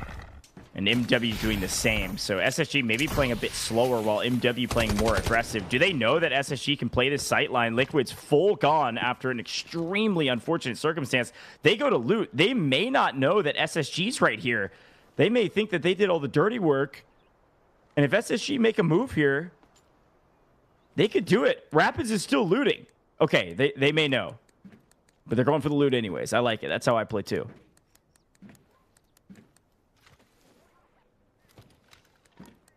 A lot of caution coming through from the side here of MW now. And I mean, I think rightly so. Right? They know what's at stake here for them. They are currently sat all the way with 11 points to their name. If they want to get out of that hot and pressure position on the overall rankings, they're going to have to step it up. They have to move up to at least where SSG currently find themselves. But it's going to be pressure coming through to the Vandal break as Nightmare Equal gets his hands on it. Back he goes. Tempest getting ready as they move up into the alley. Yeah, really strong play there from Nightmare yet again. I'm really loving what I'm seeing from this team. They put up some covering fire. They prevent FX from making a play using that Tempest. Let's take a look at it. Actually, we're going to take a look back at how Employee Passage was so deadly. Two teams shooting at you. You're trying to jump over bullets, but two of you go down, which leads to the untimely demise of Liquids. But yeah, Leviathan trying to take a couple shots down in range, but all eyes have to be on Nightmare. They covered FX's push. And they get the brick, and they get it back to safety, and they start the decode. This is classic plays. Same decoding station, exact same play that Leviathan just made to get the brick. Let's see if it's going to be another free brick for the likes of Nightmare, or if some of these teams decide to contest. I mean, things are looking pretty good here for the side of Nightmare, right? Especially considering the position that FX find themselves. They are turning their focus over on towards MW. And maybe SSG that could be coming towards that bridge pretty soon. But Leviathan, though, I mean, they are moving up pretty much uncontested. There's nobody that is going to be stopping that northern push, but there is quite a bit of caution and apprehensive plays coming through on that side, right? They don't want to risk it all unnecessarily. So, but here we go. Leviathan finding the angles. Ooh, absolute menace onto MW as Baldora gets taken down, and this opens up the position, right? Clearing out the ramp, and this is go as Leviathan is just fully sending it in here, trying to get as aggressive as they can. Yeah, this is the right play from Leviathan. They've already gotten that knock. They know that they can win this gunfight 3v2. They feel extremely confident in their skills, and they do need to come play for this brick so they can, oh, nice knock across the bow with triple blaster. D-Wolf showing his utility coming into play. I know he likes smokes, but they don't have a Tempest. They got to get aggressive with an Assault Operator, and D-Wolf has enough util to make MW think twice about some of their pushes. That's Pildora's second death and will be full out no matter what. MW way back on their heels right now, and Socio finds the right angle as well, crosses through smoke, finds the angle from the left-hand side. MW down to 1 as Widows is going to try to clear everybody out of this area and continue to push their way towards the more important piece of the puzzle, which is the mana brick. Well, let's see who's going to be able to get their hands on it. Quite a bit of pressure coming through between Leviathan and the side there of MW. Rapid still going to be trying to survive as best he can as time is slowly running out, right? Loud all the way up towards that far northern position. Not much that he can do at this point. But Leviathan, they've cleared out the ramp. Now they're going to be turning their focus back over towards that mantle brick in the far offside. But SSG, I like the sneaky approach coming through from them. You can see too easy kills all. And Sky's creeping up. But as we know, whoever controls the ramp is the team that has really good chances getting their hands on this mantle brick. Interestingly enough, Marino finds a nice trophy for 2 mil, but the action is at hand. 50 seconds on the clock. DW strikes down Kills All. Playing Tempest. We'll get back up here in just a second and join his teammates. SSG going to make sure they don't get shot in the backside while protecting ramp by pre-firing. Killzall's back up, gonna heal back up, but only 30 seconds on the clock. Somebody else has got to go for this brick. Could it be Leviathan? Or are they just gonna patiently wait in mid-map? Comfortable with their position on the leaderboard. Unlikely it's FX. They're okay if this brick goes. Unfortunately for everybody else, if this brick goes, Nightmare's going to take the first place position. Lucas going to smoke and run and likely put a body on the brick point. FX is coming in very late to the party, but they're actually killing Leviathan.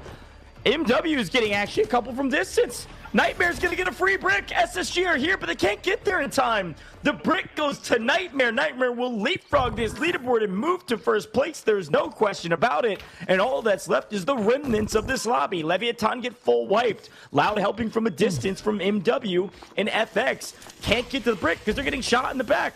What a weird circumstance to allow Nightmare to get a free brick, but the fights are still on. Marino getting really aggressive, kills all down, and it's trading of blows between 3 teams here, DK, but it looks like Sky's able to get another one. SSG maybe standing tall, feeling the pressure. Lucas gonna make them think twice and put them back onto the ground. It's too easy, last alive. Absolute brutality coming through here from the side of both SSG and Nightmare, but Farmer Lucas just farming kills at this point. You can see him just going to town too easy now. Ooh, having an easy way back up to the top side here, but it is going to be FX moving up to find the final few hits.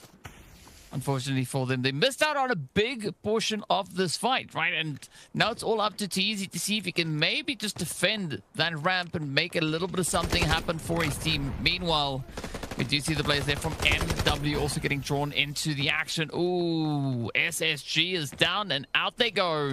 But MW, this is their chance to get more than 11 points, right? Look to get aggressive, maybe find a trade or two, and take down the side of FX. Man, what a wild push. FX just needed to move a bit faster. They went to loot on the other side of the map. They were like a black chamber the whole time. They found a nice 2 mil trophy, but like, my goodness. They're full kitted. All 3 up. They could have pinched at the same time as SSG and prevented this brick going to a team that desperately needed to not have a brick. They're so far ahead of everybody. The only way to catch them is the double brick. Nightmare just robbed a ton of points away from some of these rosters, and unfortunately, Loud peaks for a hair too long. Tomiozo finds him. This will be the beginning of the end, if it already wasn't so, for MW. As Rapids is going to be last alive, just looking to at least trade one out and get one more point on the board. To think that we're about to have a full team of 3 alive with 9 minutes on the clock is ridiculous. So pre-fire does not connect. FX wipe the lobby. Marino on 6. This is a great total kill tally for FX, and winning the lobby means they're going to get out as well. So, I mean, DK, FX is going to clearly be in second place, but if they just move a bit faster, I think there's a chance they could have won on this map. Yeah, I mean, speed is a big factor on this match, as we know as well. So, I mean, this could be a golden opportunity for them to just strengthen their overall position coming into this next round. I mean, that is going to be the match point for 3 teams here, right? Nightmare, FX, and Leviathan. So expect it to be absolute chaos moving into round number 6. But knowing the lobby, they might even look to extend it, I'm sorry to say, but up to round 7 as well. Quick replay of this engagement. Here's FX. They come into the backside of Leviathan, who was probably going to make a play for the brick. Getting shot in the back. They can't do anything about it. And Loud helping out. They can't run. They can't hide. Leviathan gets wiped. So FX show up after the brick has already been taken by Nightmare. And they just wipe everybody else. Too easy. A bit frustrated about that one. Desperately hoping and praying somebody moved just a bit faster. FX hold their own. They didn't hold the line. And they take down the last remaining members of MW after the res. So great job from these guys. DK, we know what's about to happen. They're going to start this extraction here shortly. And they're just going to loot up for the next 7.5 minutes. Yep, that's loads of time. We can expect that number to climb a considerable amount already. They are up to 10 million in profit, so a really good loot session. As I saw in the chat, get that goop vacuum up, right? Get as much loot as you can, extract as much value as you can from this round. And of course, most importantly, don't forget to pull the lever, right? Because it doesn't really, if you have all of that, but you can't get out of here. So we'll see very soon them focusing on that, making sure that they actually manage to bank all of the profits they have been able to secure in this round. But yeah, a phenomenal run, right? FX just golden position. They could now really play a serious game of catch up here onto Nightmare. But I mean, we said this before, right? Nightmare having a very strong position with regards to that overall score. And now Mandel, Brick, and Tor, it's going to be tough for the rest of the lobby to really contest them here. Yeah, nobody's catching Nightmare unless you double Brick. I've said it once and I'll say it again. You do see FX, though, I guess creeping up to them because they're able to clean up this entire lobby. You know, we talk about supply points, and it's kind of a fun conversation. We got plenty of time, so why not have a bit of a yap-a-thon about the current rules?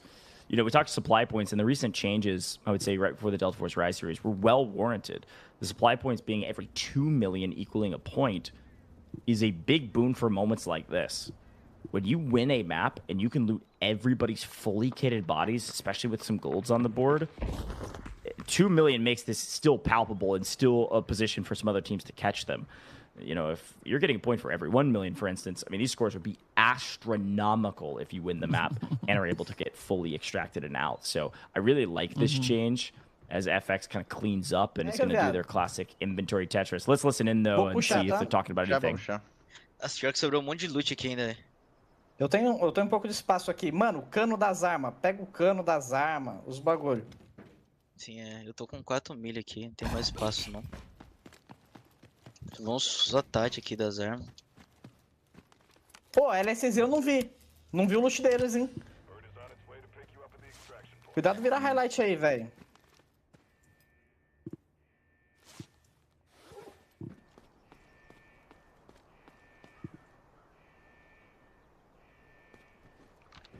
Well, they're going to have a pretty decent loot session here. They're currently up to 14.4 million, right? That is 7 points coming their way. I'm not quite sure how much more they'll be able to cram in their pockets at this point. There's only so much space, but also only so much time left, as they do have about 3 minutes and 20 seconds or so left on the clock before we do see them exit this map. So a very comfortable play coming through from FX. But this is the second time today that we see FX being the final team left out in the on the lobby.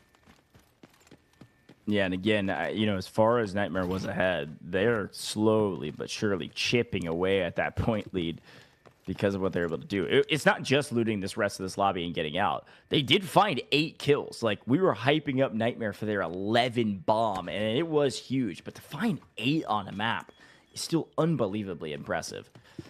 So we'll check the crevices, the corners, anything they can get their hands on. I'm sure they were looting just outside of where the Mantle Brick was over at Black Chamber, and we're looting something random and found that trophy for 2 mil, which is an extra point. So I'm sure they're thinking, let's double check everything before we leave. We've got the time. Why the heck not? I think, DK, while we've got a moment, I might as well. Let's talk some predictions here, my man. We just saw the wrap of map 5.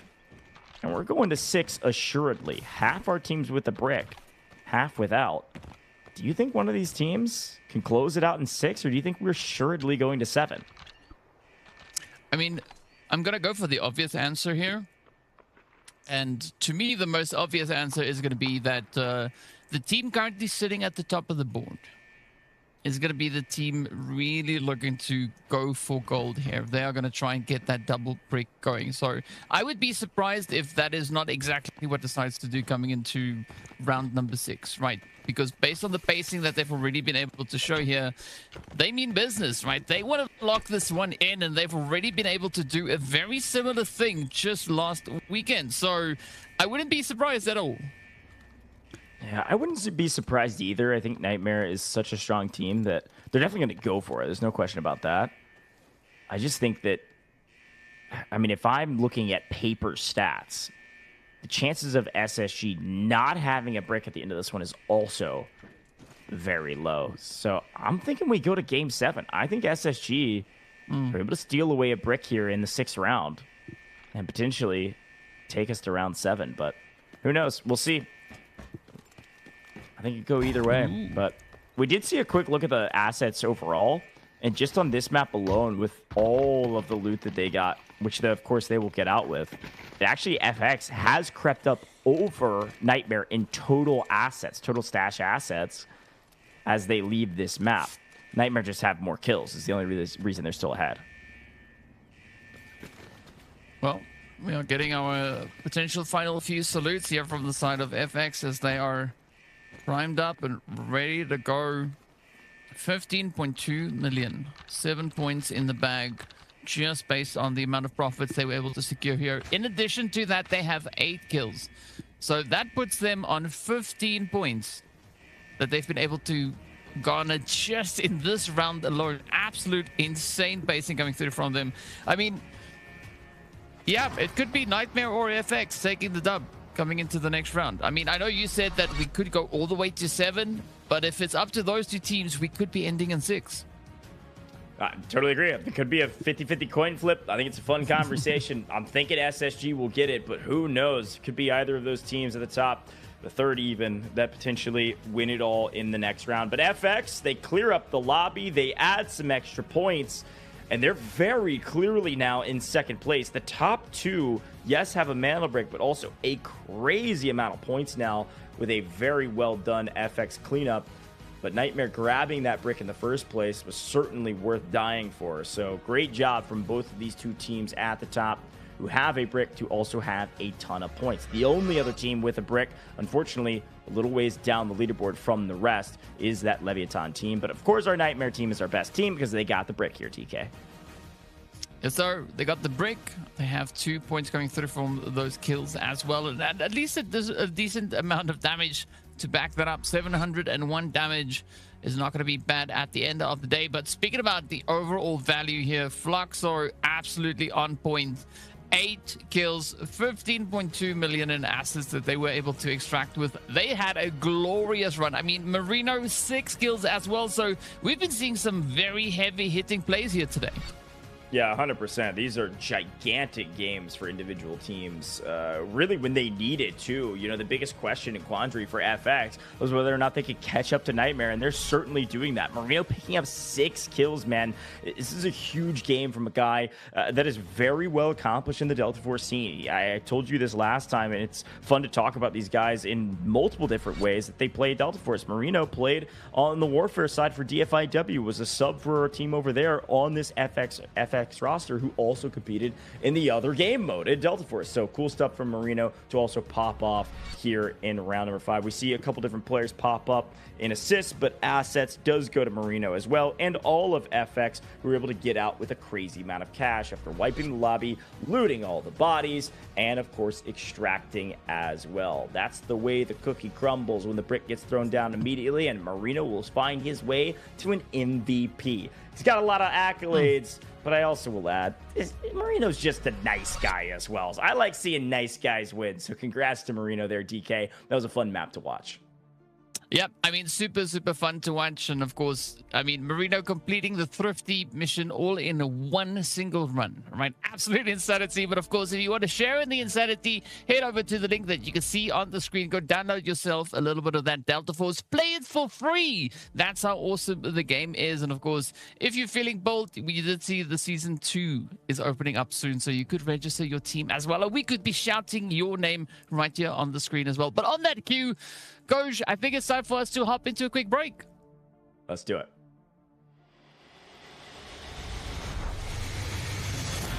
Two members, now the odds are in their favor, 2v1. Everything getting spammed away, and NT getting a little solo. Hang on a second, NL. Look at that. It's an absolute sweat. This. And Ellis just got to know that they're here. Lines them up, even through the shot. You're nuts. For the last remaining 3 BOB, they find 2 instant knocks. And Elm's going to be hopping off to that.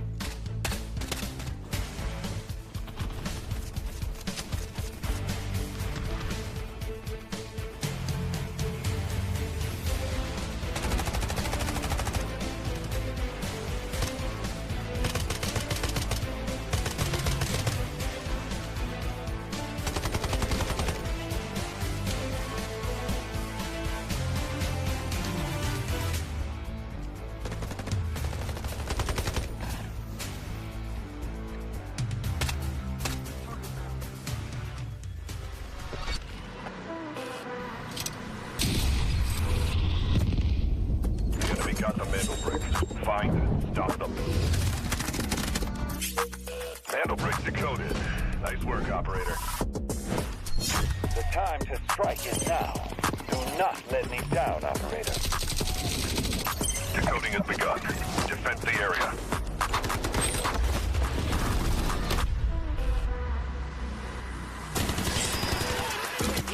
Is about to take the first hit to bring up the tournament. And they're going to do it. What goes around, comes around. Not gonna do very much. Don't you get barrel stuff? Skydie is getting aggressive. See what I did there? You ain't seen nothing yet. Let's knock them off their feet. There it is.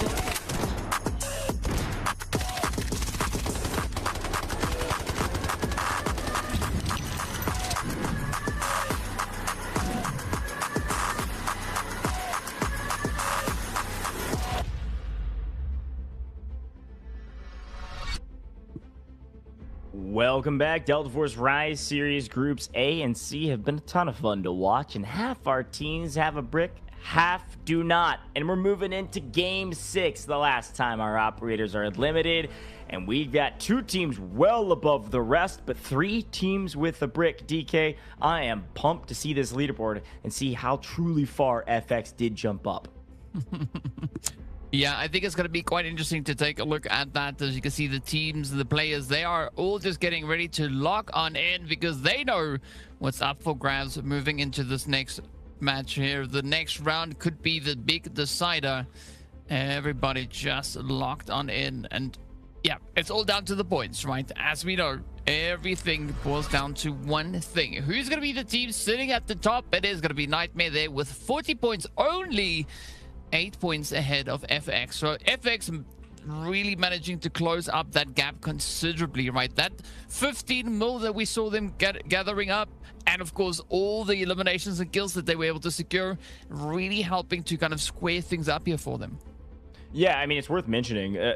FX did pick up 8 kills in that map. They doubled up their kills, actually over doubled their kills in all the other rounds combined into this last round. So 15 total kills is huge for them. It does put them ahead of LEVIATAN by quite a bit now because they were also able to get out of the lobby. So they're doing great to maintain a second place position. Still got some work to do if they want to catch Nightmare though. So we'll see what happens in this next Space City round. Again, last time operators are limited. So we're going to only see a couple teams that have Tempest available, half of them to be exact. LEVIATAN is one, who already have a mana brick. Nightmare is the other, who already have a mana brick. And like I mentioned, watch out for Spacestation Gaming. They went perfect through their first 3 matches. They got 4th in their last one, but they're still a top 2 team on our group stage leaderboard, and they've got a Tempest as well. If you don't think Spacestation Gaming is a threat right now, you are making a mistake. Watch out for these guys with that Tempest to see if they can actually get the brick this time, as of course, we see this same comp has been used 42 times, but only 10% actually extract because DK, people like to stay on the map and fight, especially when a brick doesn't get into the decoding station immediately. Yes, sir.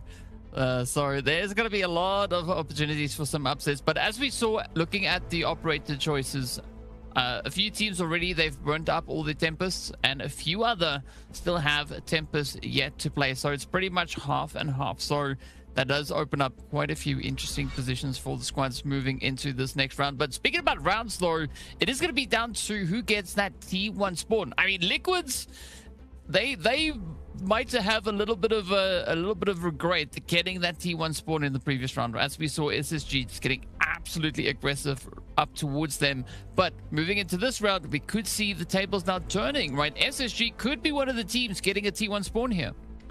I'm going to be honest. I'm scared to get a T1 spawn. Westgate, employee passage 2. My goodness, people are dying every single time they try to move into the middle of the map. It's ridiculous. So watch out wherever you are on the map. You might die very quickly. That's the way Space City goes. All the players, all the teams know it. If you're on a T1 spawn, you better tread carefully. We'll see who gets it and see who gets to the mid-map first. Let's take a look at the golds, though. FX still have plenty of golds now after looting up the bodies of everybody else. LEVIATAN also the same. Equal plays at least coming in with 2/3 on the Nightmare roster in gold gear. Let's see what these teams are able to do with those small advantages as we move in and see our 3 teams that do have a Tempest left, obviously using the Tempest threat, trying to figure it out from there as SSG easily cross employee passage 2 nice and free.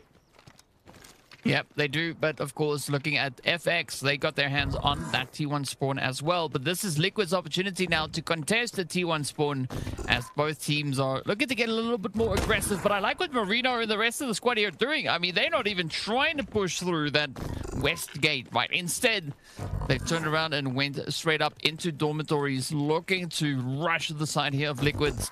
And that's kind of, I think, what Liquid sensed here, right? They just turn around, trying to get themselves out of that pressure position. Meanwhile, up in the center, that is where we are going to be focusing in on that Mantle Brick. The shot's starting to fly across the way. Mantle Brick is up for grabs.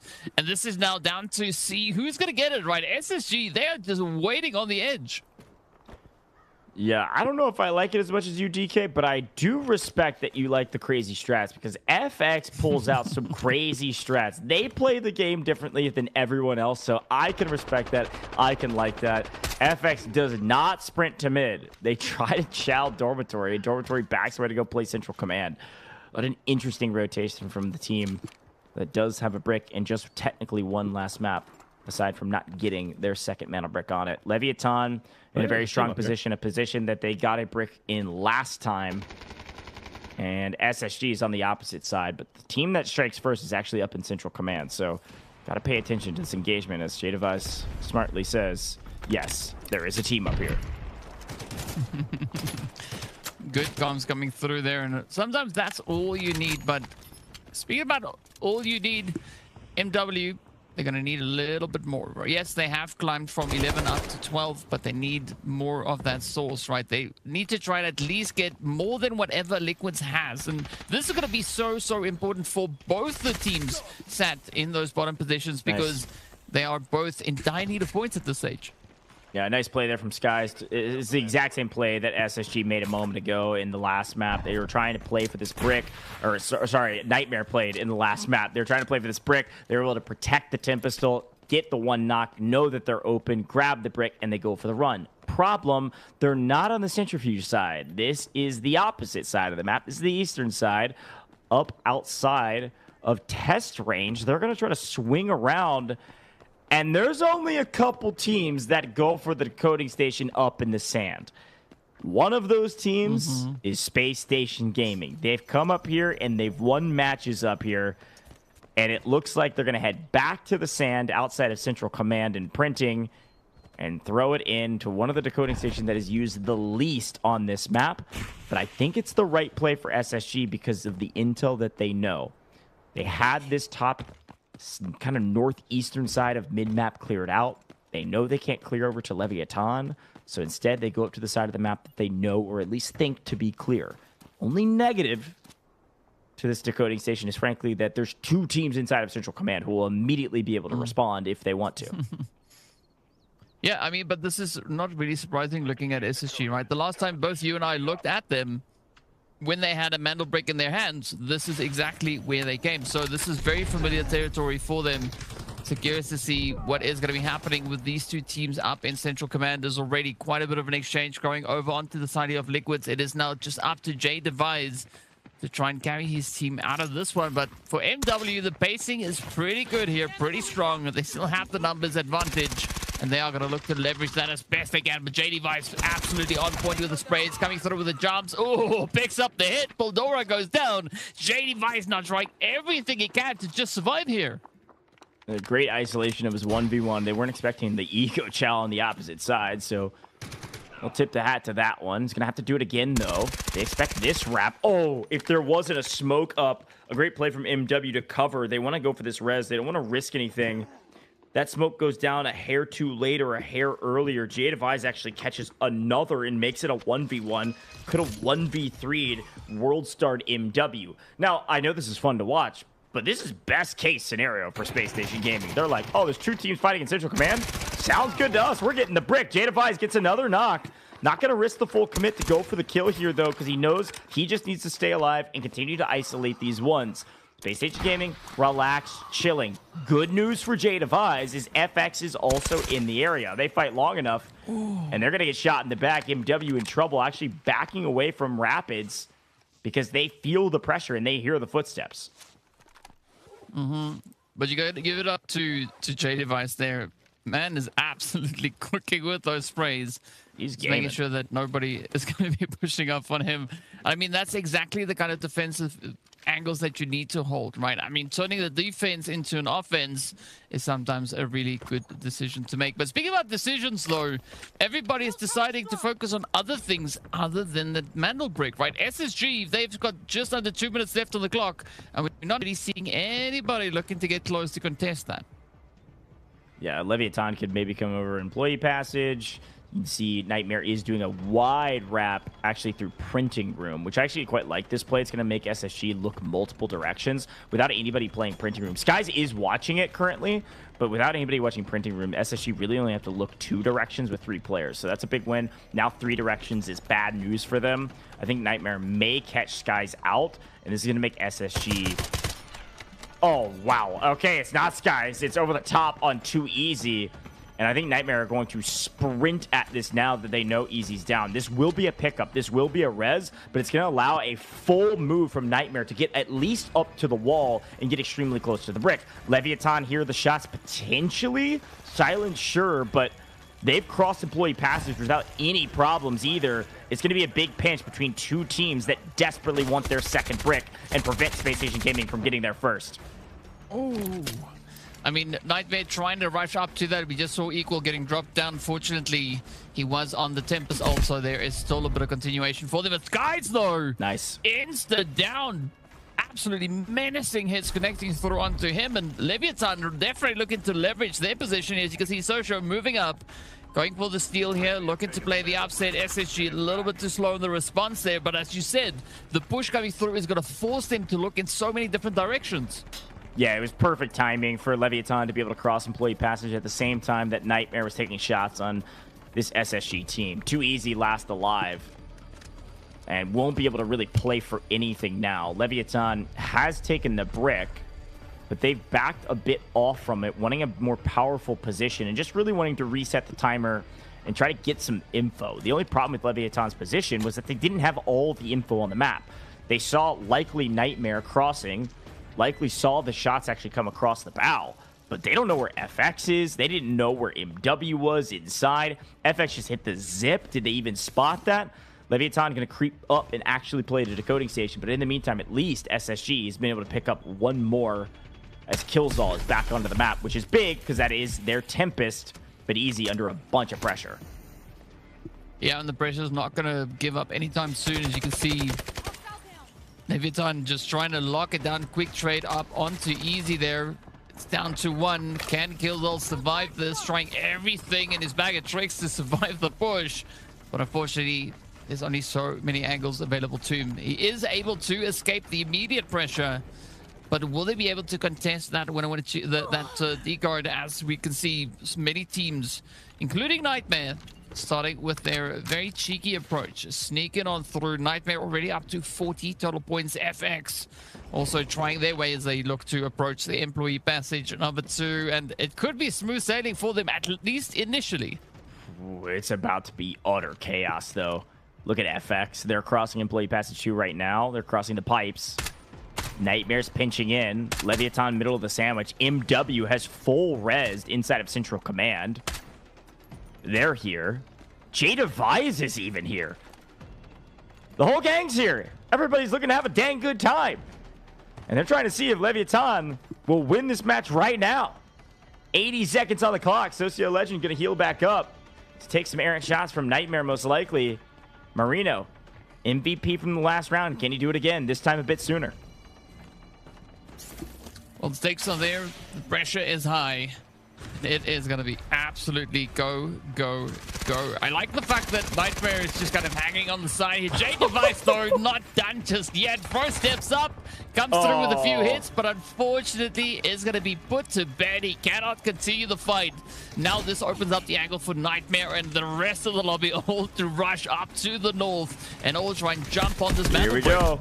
Socio Legend on point. Equal plays wins the gunfight, though, and gets the full. Utilizing Tempest ult, does not get the steal. Very importantly, Leviathan is still a duo, and Equal plays and Nightmare do not have a Tempest ult to use in the next 26 seconds. A nice take, but they're immediately sticking the res because nobody's close enough. Yes, Marino is. He makes a nice play. Swings around and finds Eclipse. Leviathan down to a solo. 15 seconds. He's got to stay alive. That's the only thing. No! He goes down! It's utter chaos as Nightmare just full send death ball into the engagement as FX help clean up the last remaining members of Leviathan, and the timer has paused, and we're back to square one. Yeah, we've seen this play a few times, getting all the way back to where it all started.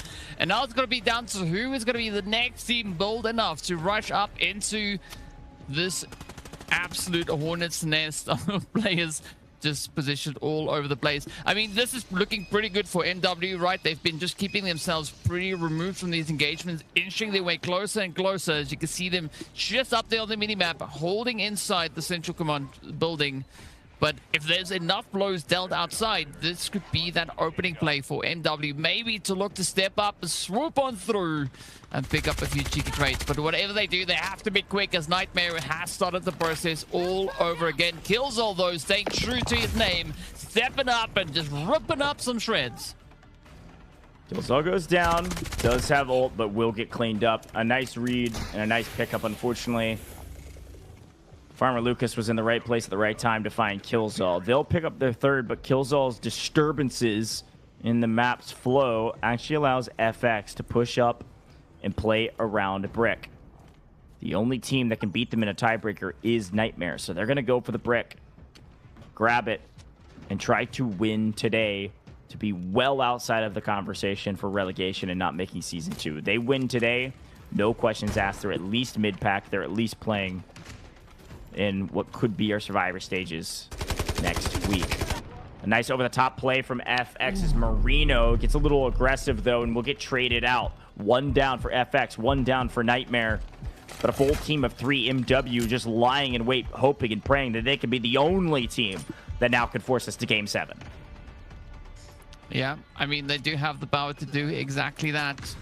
FX, though, bringing their numbers back up, losing one almost immediately. Nightmare going to look to make a little bit of magic happen here. I was talking about MW as they come pushing on forward.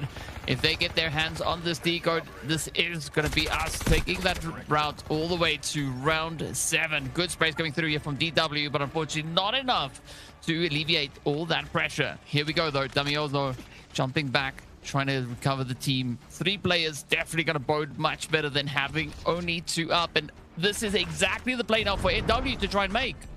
Yeah, they've already stolen the Brick. This is great patience in these engagements between Nightmare and FX, but unfortunately, maybe too much patience because MW are now in the power position. FX caught in a blender of trying to revive each other, and now they're just hiding behind rocks to get farmed. MW come in. They're about to push us to Game 7 if they can take down a now healthy full team of 3 that is Nightmare. There's enough time on the clock for a 3v3 battle for the Brick. The winner on one side closes it out. Nightmare could go back-to-back in their wins on main stage last week to this week. MW desperately trying to force us to Game 7 as SSG and Liquids watch on and are now cheering on MW and Loud, who are in control of the Brick for now. Ooh, beautiful spray, though, coming through here from Loud. Oh, instant response coming through as well. Nice bit of a back-and-forth trade coming through on either side, but MW could still maybe have this one in the back. So much riding on this for them. Beautiful jumps coming through, but are not going to be enough, though. Oh, equal plays! Unbelievable flank. Equal plays, spoiler. Again and again and again. This man is MVP. Let's listen in. Don't be face down in a box right now. Be listening, okay? Okay. I need the plate, though, okay? 10 seconds. Yeah, just be listening while you're plating. 9 seconds on death. 7 seconds on death. 4 seconds on death. Listening. Death's up in 1. I'm stimming you as soon as I have it. I'm 1% on a stim, and I can get you 1 stim. I might have just heard him. Sand, maybe? Sand, so like towards command? Like. Wow. I love the comms from these guys, DK. They don't know that they are alone, and they're not taking any chances. Yeah, I mean, absolute insanity, right? And that is exactly the kind of play. But let's take a look at that again, right? Equal just throwing the thing, jumping off the side and laying into rapid. Absolute cinema coming through here. I mean, Nightmare, you got to give it up to these guys. 50 points on the board. They have had a phenomenal day. And I mean, going in with a back-to-back Mandel break, absolutely insane play. Unbelievable. Back-to-back. They get mana bricks. Back-to-back match wins. And you can tell why. These guys have locked in. I think at the beginning of the Delta Force Rise series, they were a little bit slow to start. They were playing for kills. They were playing aggressive. And they weren't playing for bricks as much. This time around, in the latter half, man, they are taking no chances. They're winning big gunfights. They're still getting their kills, but they're finding their way to the mana bricks as well. Unreal. 51 total scores showing. Now, they won't get out of the map. They'll lose some of that. But seeing a 50 in that category is one of the first times I've seen that. And also getting double bricks. Good grief, what a showing. Yeah, I mean, I think this would have probably been one of the craziest days we've had so far if Nightmare was actually able to extract with the full squad up, right? Taking all that value out of here and taking a full 51 points to the leaderboard. Insane story for them, but I think it's really well deserved, especially looking at just how hard they've been working at it, right? Starting off the day all the way in 6th place. They've already had their hand on 5 Mandel bricks prior to today, so all in all, right, pushing it up to 7, that could really help elevate their position with regards to those standings. Yeah, it's a great call out. The group stage standings are going to look a little different with Nightmare with another 10 points. My goodness. They've done it. They get that specialty extraction at the end of this one, so they actually do get out too. Or at least some of them do. Once you win, you get both bricks, and you know it's over. You've got our specialty tournament extraction mid-map, and they're able to get out of the map as well. So maybe we will see a historic score total with 2 bricks. Congratulations, Nightmare. You have won day 1 of the final week of our group stages.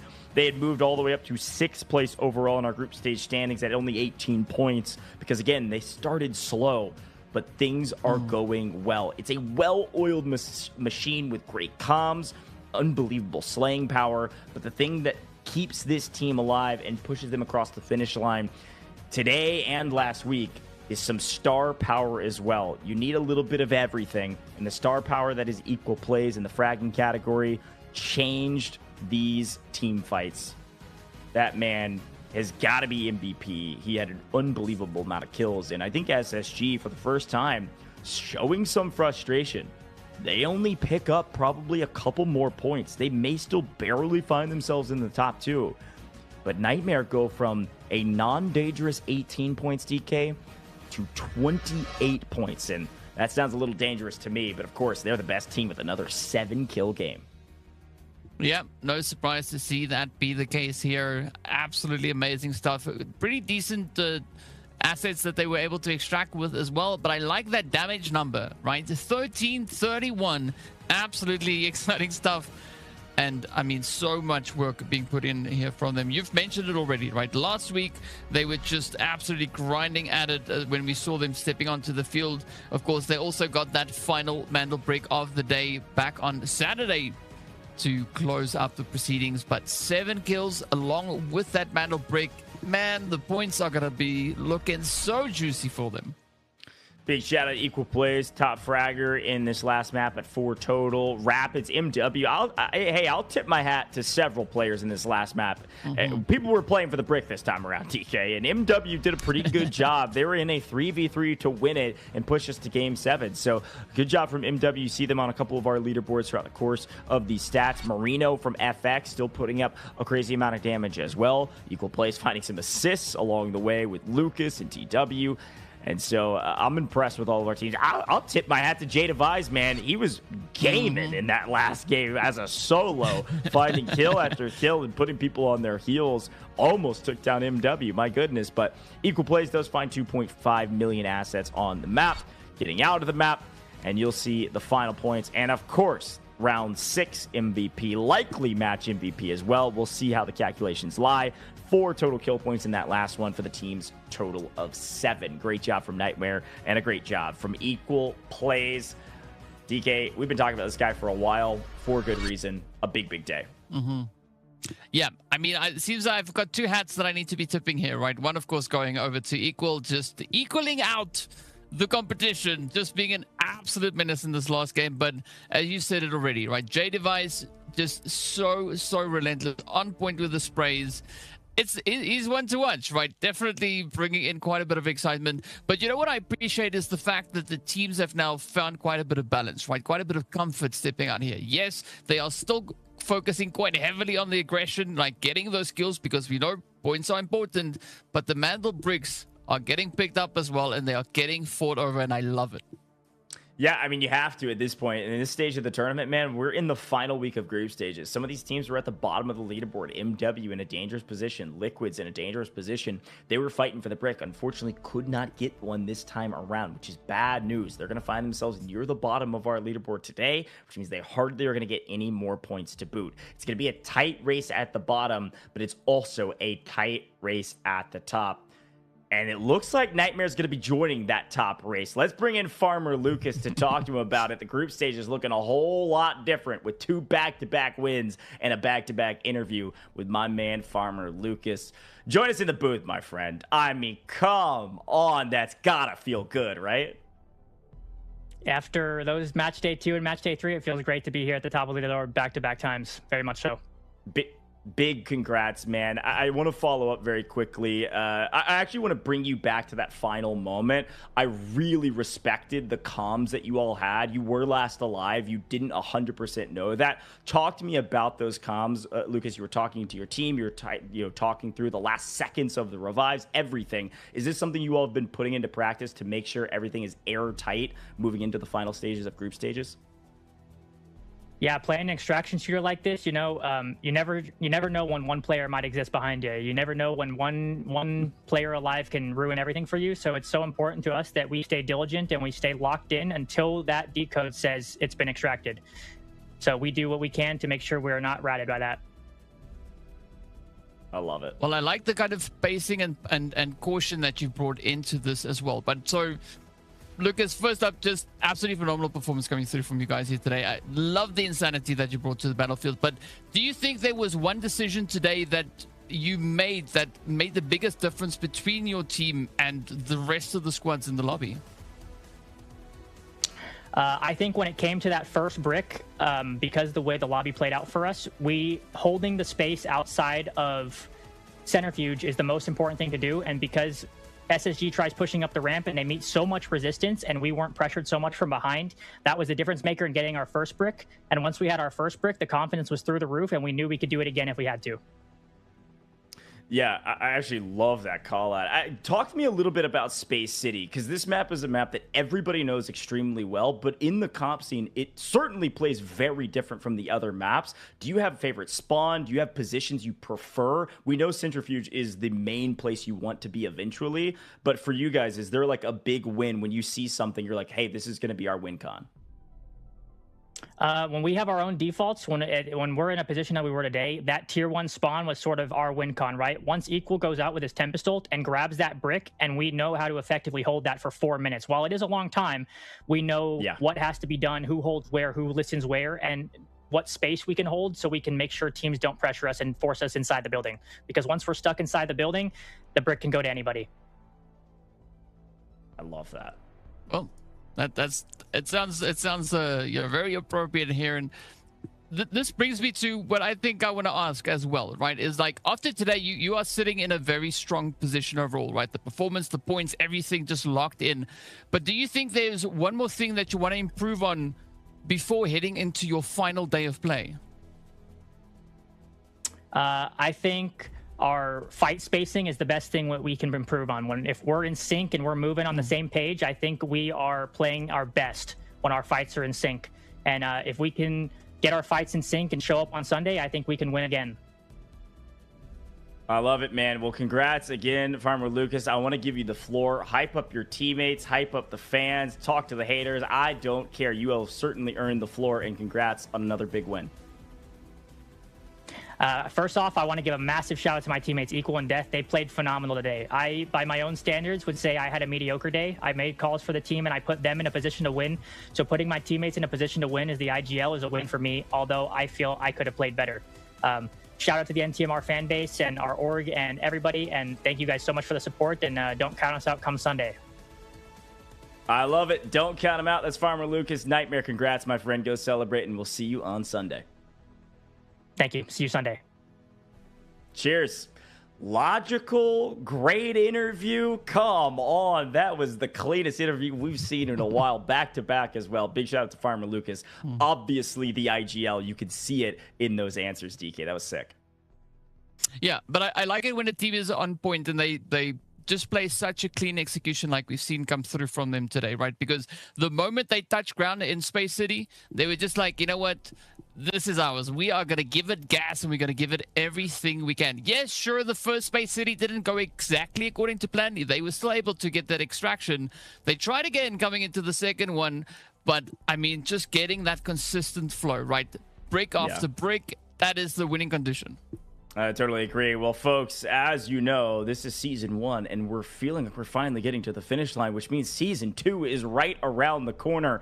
Make sure you sign up for Season 2 of the Delta Force Rise series, folks. A very important date to remember is August 10th. Open qualifiers. That registration opens on August 10th. And as a quick reminder, of course, you could be on this screen competing, but if you're not and you're watching in chat, exclamation point giveaway in the chat. You can go enter into our giveaway for a ton of Delta tickets, folks. You can see it on your screen right now. Type in exclamation point giveaway. This is your best way to go earn these Delta tickets. You can do so by typing that into the chat here. But of course, if you're watching on X, make sure you just comment down below in the live stream, repost that live stream, and you'll see if you are a winner in the comments underneath. And all of these winners will be pulled on our official channels here at the end of the broadcast. So now's a great time. I know some of you have already been doing it, to type in exclamation point giveaway while we take a look at our leaderboard. Nightmare, get the win. We knew that for certain. 2 bricks and tons of squad points. But FX sneak away with a second place. And Leviathan in third is the 3 teams with bricks, but MW find fourth. That means SSG only get 1 more point added to their tally going into their last match. Wow. Yeah, but you know what that also means is, looking at the board here, we do see MW. They've been able to secure themselves a few additional points, right? They were in that danger zone alongside the players coming through from Liquid. So they know what is up for grabs for them for the rest of the weekend, or kind of what they need to do for the remainder of this weekend. They need to double down and they need to go for everything, because that's the only way that you can get into the top 10 positions, right? You got to do what this man did. Go absolutely crazy and run away with it. The KD leader, the top killer, the top damage dealer, and so much more. Of course, taking that match MVP position. 18 kills, 3,607 damage, getting with a 5 assists and a glorious 20 mil in assets. Yeah, I mean, there was no question in my mind Equal Players was going to be our match MVP. That is a ridiculous stat line. You heard Farmers Lucas hype up his teammates. He said they played phenomenal, and I can certainly concur. That is a ton of points, and as a reminder, that's also $900 to Equal Players from today alone. Crazy stuff, folks. And yes, we were nearing the end of the group stages, but we're not done yet. We just finished up. Nightmare just got their win. We are moving into B and C tomorrow. Same place, same same time. And then we will finish with A&D back on stage for the final match of the group stages here with Americas. Let's take a look at our player rankings, though. Loco still holds the top spot from Evil Geniuses at 51, double digits more than Leviatan's Socio Legend, who has moved up to the second. But with equal plays, massive resurgence here of kills, does pick up 40 total throughout the course of this one. And that really goes to show how dominant today he was. 18 of that 40 was this match alone, nearly doubling up his total from before to find his way into a top 3 position. Yeah, and of course, looking at the damage numbers here, it is also closing up quite a bit. You can see Killzone also now adding a few additional points on that, sitting on 10,000 or just over 10,000 at the start of the day. Now quite comfortable up in that second place, right behind Loco. So that just shows you, right, it's all going to boil down to the final 2 days, right? There's so much more reason for the viewers not to miss out on anything, because we are going to be seeing shifts, changes, and a whole lot of aggression, and of course bags and bags full of loot coming through as well. I mean, Killzone still holding steady there with 45 million in top assets, so absolutely insane run. But equal, Loco also just knocking on the door, trying to keep that pressure up. Yeah, I mean, totally agree. This is really impressive stuff here from Killzone at over 45 million, but equal plays has slowly crept up. Picked up 20 mil today, so again, over doubled total from before, just having 20 mil in this match alone. Loco still their top 3. Articuno, teammates of Loco, in 4th as well. FX, a big day as well. Let's take a look at our overall standings, though. This is the most important piece of the puzzle. 35 still for Evil Geniuses, now tied in total matches play with SSG. Evil Geniuses are still on top with a ton more kill points, by the way. SSG now in second still, yes, at 33, but Nightmare went all the way from 8 to 18 to 28. What a huge jump up the leaderboard with their last 2 wins, double brick wins to be very, to be, in fact, right? That's 20 points in these last 2 matches. That puts him to 28. That puts him to 3rd. Leviatan tied with them at 28 as well after their heroics today. Team Liquid find themselves into top 5. But FX, you got to remember where they were from before, right? FX was down there just above in 9th place, just above MW. They've jumped up to 7th, and they're only 2 points behind WKF and only 3 behind Team Liquid. This is a huge jump for FX, who were struggling at the beginning of the Delta Force Rise series. Yeah, I mean, this shows you if teams lock in, they can get quite a bit done. And I also just got to commend the efforts that we saw today from MW, right? All the way out from that danger zone into 10th place. They're not out of the woods just yet.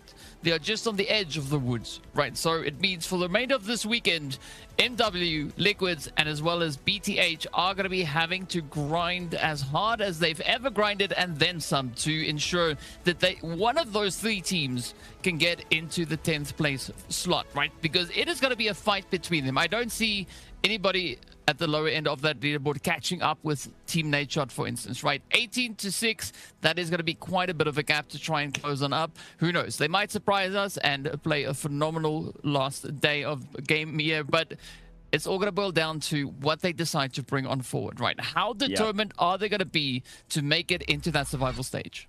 And to be very clear, folks, you can see it on your screen now. We've only got 2 more days of the group stages, and every single team has 1 more match. Their last chance to make it to our final week 5. If you're a bottom 2 team, you don't get to go to week 5. If you're a top 2 team, you get to skip the 7th and the 8th. You go straight to the finals on the 9th, folks. This is a big deal, and all of these places are still up for grabs, like DK was talking about. So we'll see B and C tomorrow, same place, same time. We'll then see A and D for the final day on Sunday at the same place, same time as well. And we all know, of course, EMEA happened earlier today, and they'll be doing a lot of the same as well. So much on the line, but only 1 more match to go. Woo, I am excited for the next 2 days, folks. You see it down below. Make sure you drop a follow on all major socials here with Delta Force, their esports channel, and go check out the official esports website. You can head over to the official website at playdeltaforce.com, swing over to the tab that says esports, and of course, you can also go down to the bottom of the panels at the official Twitch channel. What a fun day. Thanks for sticking with us, folks. With only 1 more match to go, DK, I mean, you had to have fun with Nightmare putting up numbers like that, right? Yes. I mean, the only answer, the only acceptable answer is yes. Like, Nightmare, they brought it in, we love it. But that means tomorrow and the day after, these teams are going to get cooked. And who will be cooked, we don't know, right? We'll have to see. Like, they are going to be the big deciders on that. So if you've not yet followed us on socials, do it, right? Because as you can see, things are heating up quite a bit, and it's all the way down to the very last match. One more match to go for each of these teams. DK, it was a pleasure casting with you today. I will see you tomorrow. And for everybody in chat, as a quick reminder, we couldn't do it without you, the viewer. Thanks for tuning in. Same place, same time tomorrow. And go check out EMEA as well. Delta Force Rise series is a banger.